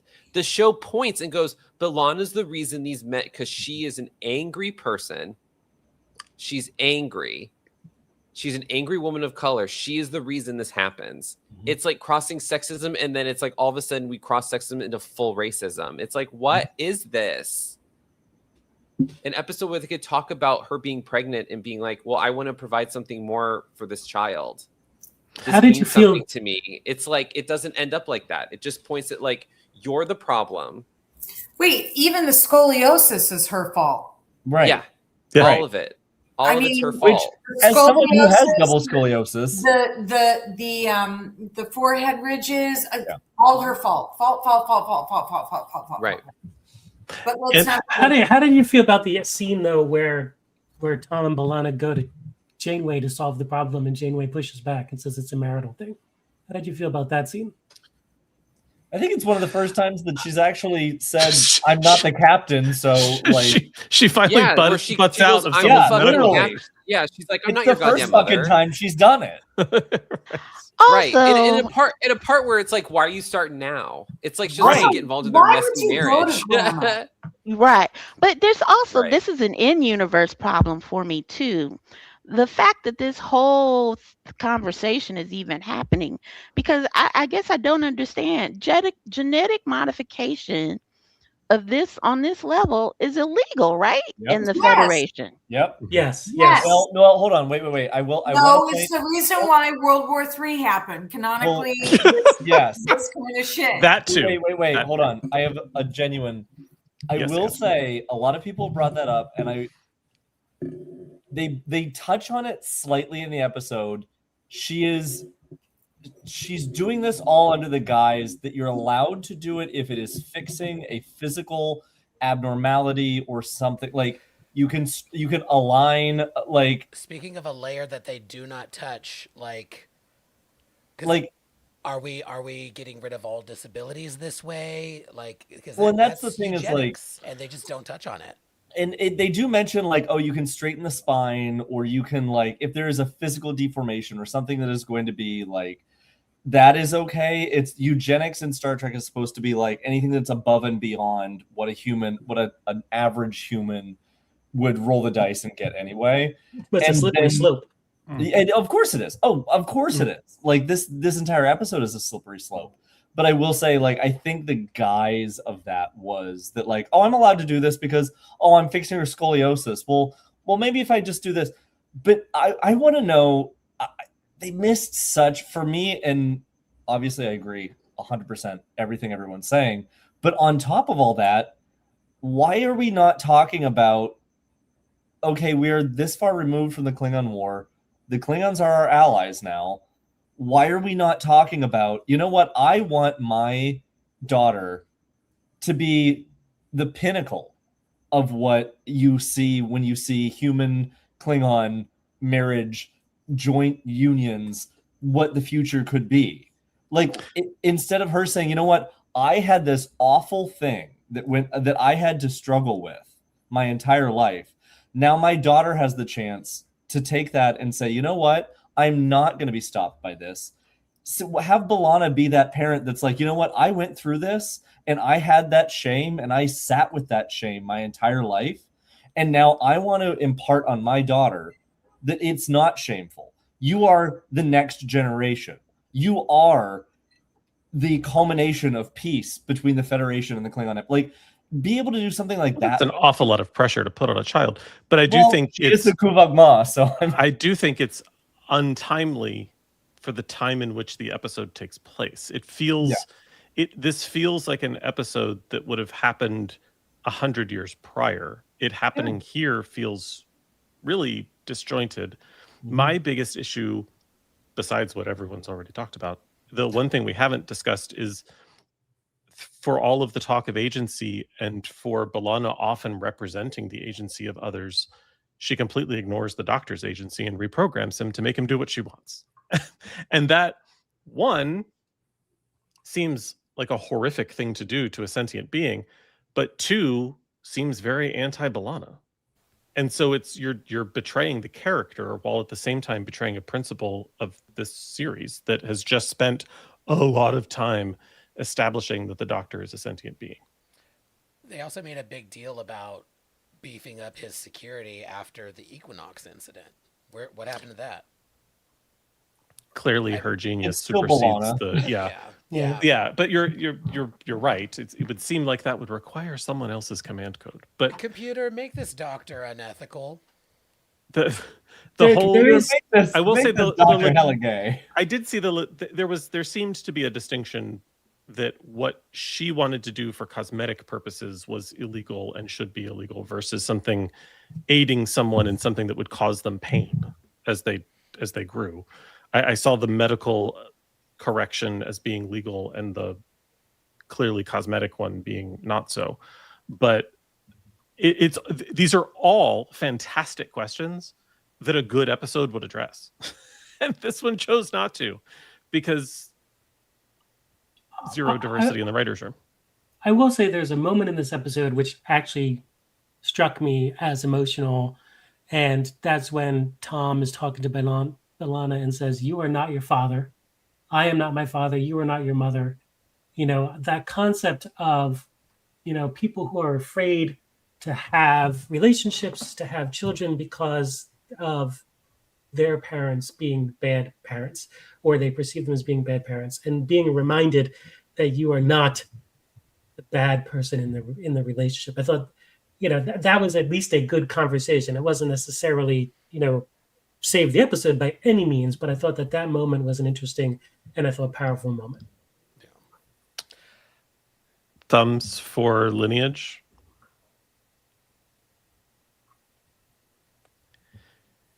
Tis a universal down. Can I push back for a second, Ken? Because I don't think it was an issue of whether her mother was bad or her father was bad. She had already decided that she was bad.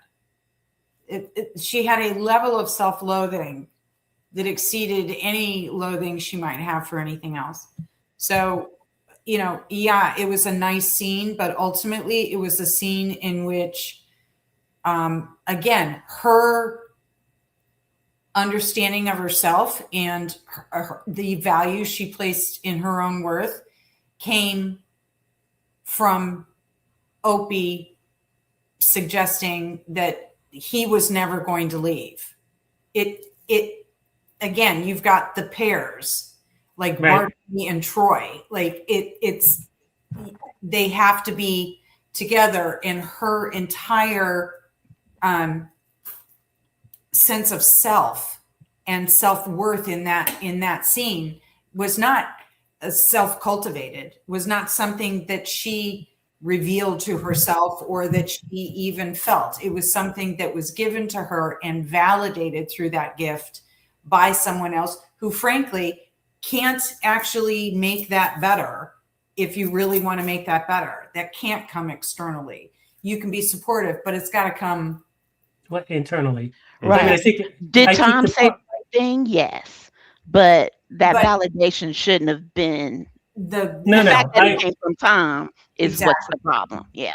Yes, I agree with that. I think though that, this concept that people feel like they're going to recreate their bad parent, or that is I think a valid thing, that they did it wrong in the episode, but please understand, I'm not saying that that I agree with what you're saying. I think a lot of people that don't have children do fear the continuing of that circle. I'm just saying in this situation, I mean, my parents were divorced.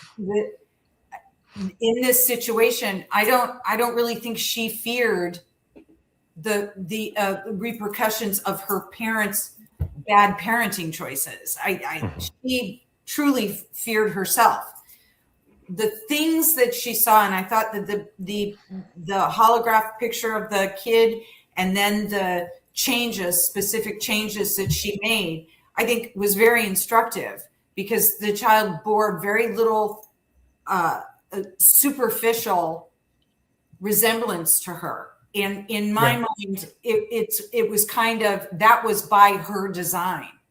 She didn't want to look at herself. She didn't want to see something like her,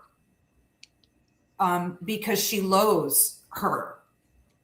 And she has these unreconciled things. I mean, this is, again, you do not bring these kinds of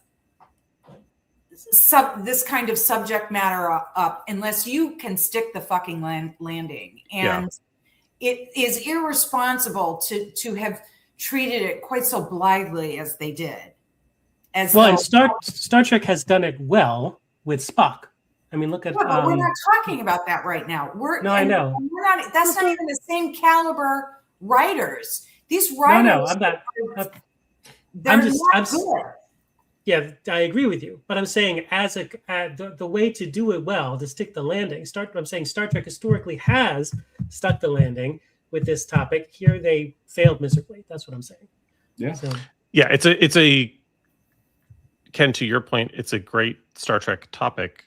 To Joanne and Krista's point, that deserved a better episode to be told in. Yep.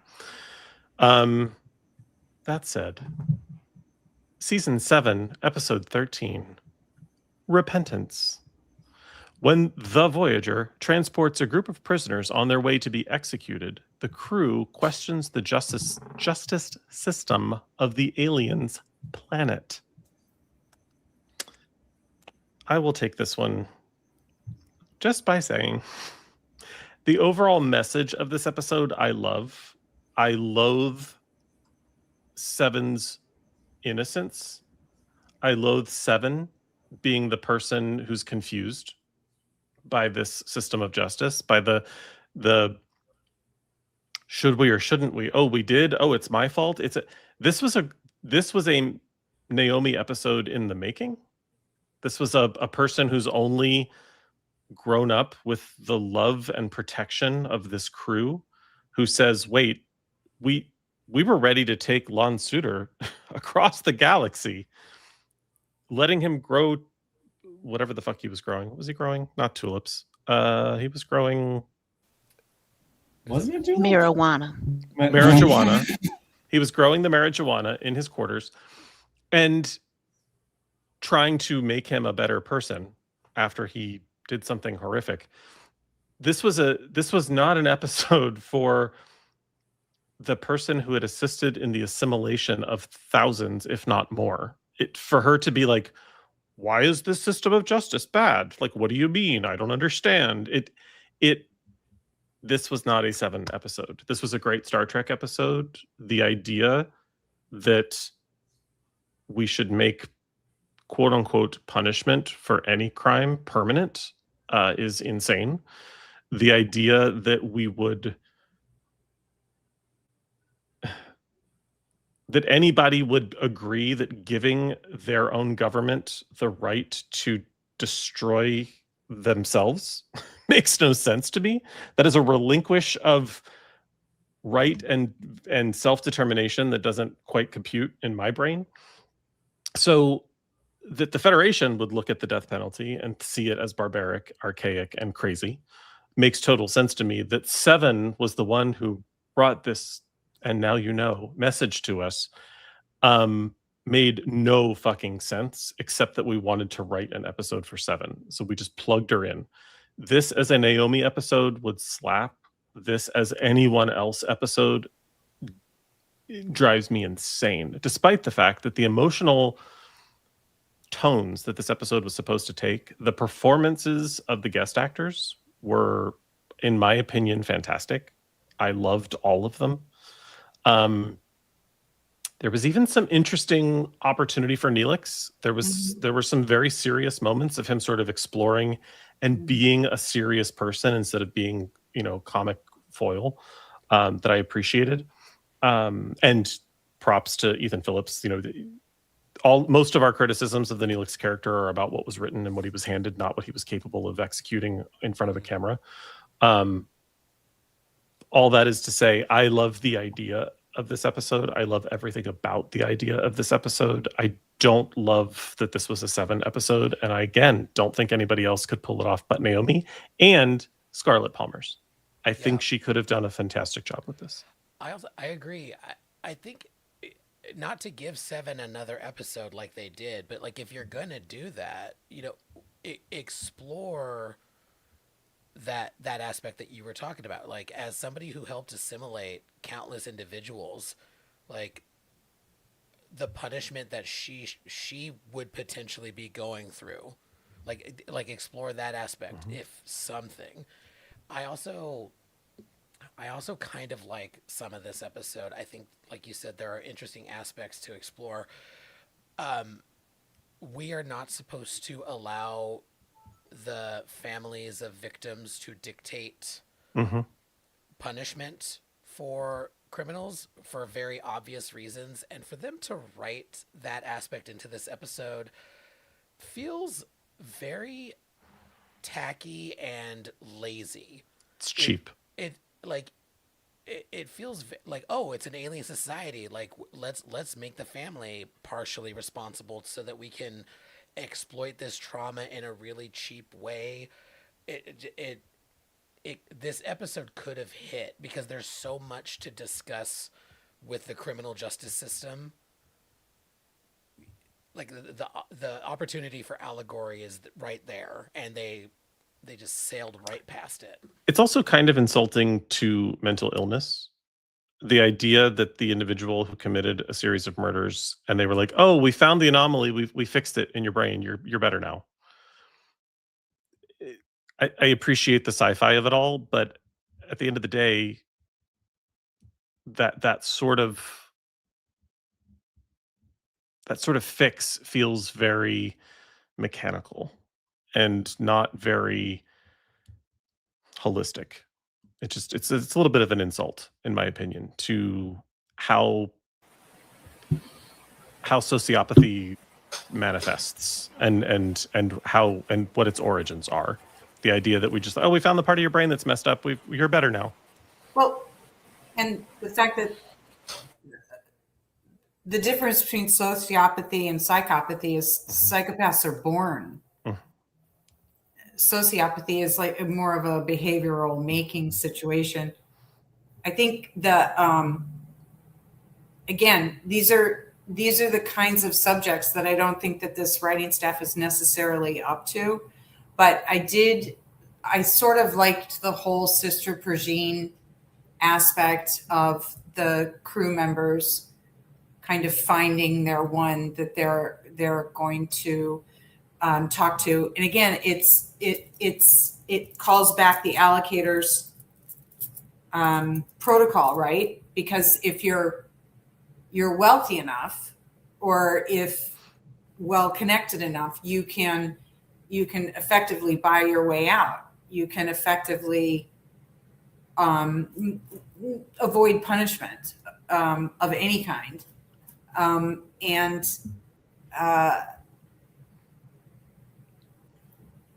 mean, I liked it, but I would have been more interested to see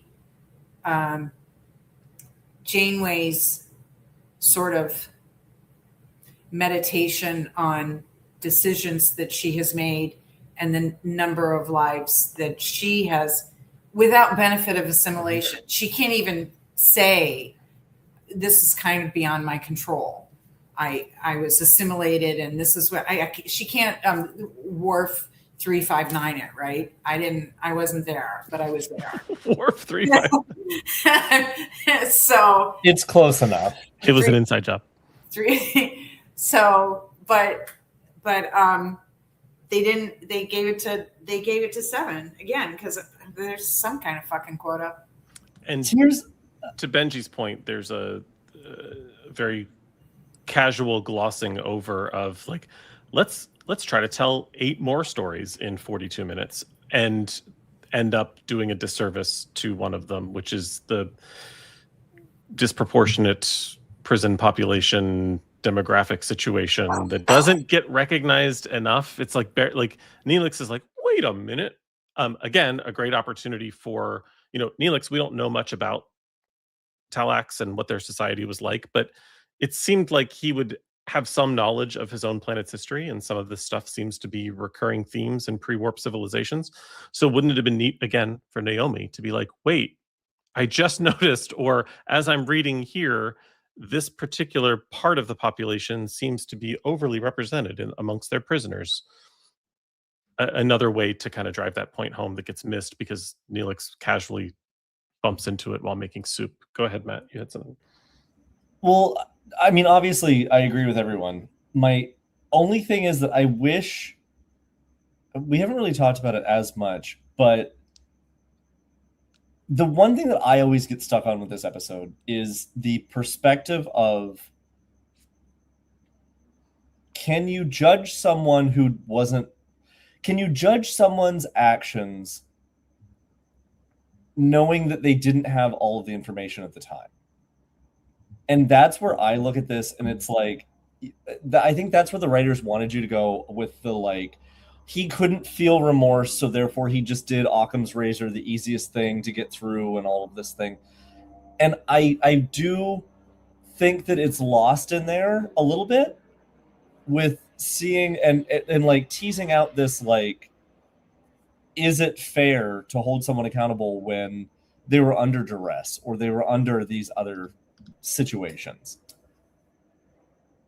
I'm really trying to find a decent. It's fine. It has the potential of a fantastic episode. Right. And, my frustrations with it are the misses of the potential. So, anyway. But I will say, set design in this, fantastic.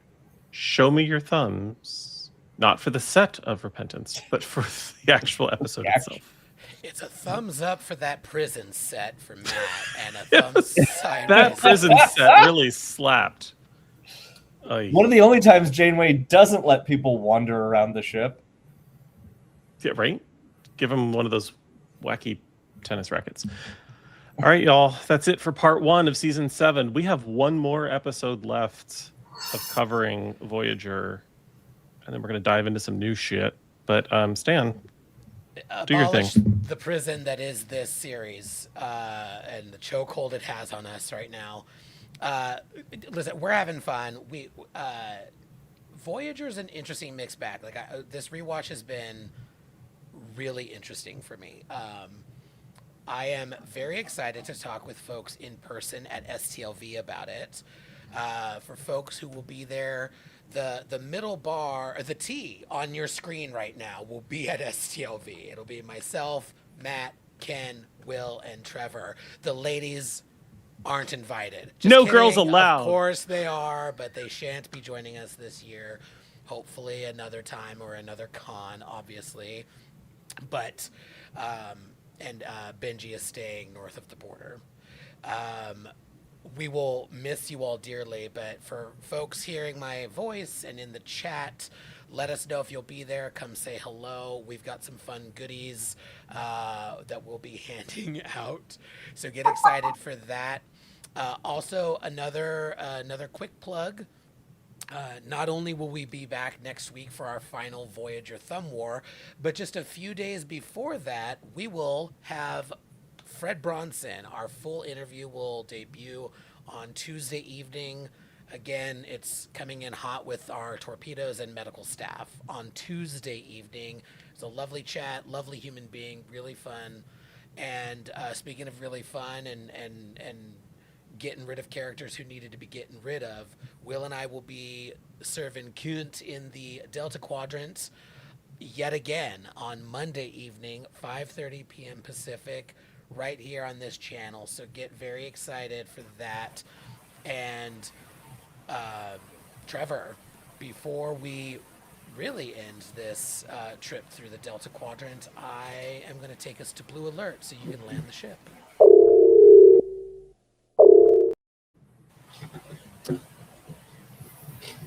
Could everyone mute, please? There's a whole bunch of background in my ear. Sorry. For the first part of season 7, we gave 2 thumbs ups. It's not great, y'all. 6 thumbs sidewayses and 5 thumbs downs. So we are leading heavy in the not so happy realm for season 7. We shall see how the season and series ends next week. There were 6 problematic gay alerts. There was 1 problematic ally alert. There was 1 explosive saucer separation. And at least according to Matt, I made a good point once. I gave 1,958 bonus points to Will for strike and oppose. I gave 3,000 bonus points to Ken for clocking closet cleanup. I gave 700 bonus points to Matt for recognizing the value of children on the Delta Quadrant black market.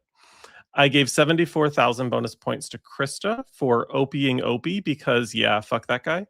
I gave 1 million bonus points to Joanne for serving mother whilst mothering a mother's mothering. I gave 79,000 bonus points to at least 2/3 of Echebs for being hot and not internet assholes. And I gave 500,000 bonus points to Cassie in the comments for keeping an eye out for our girl. And last, but certainly not least,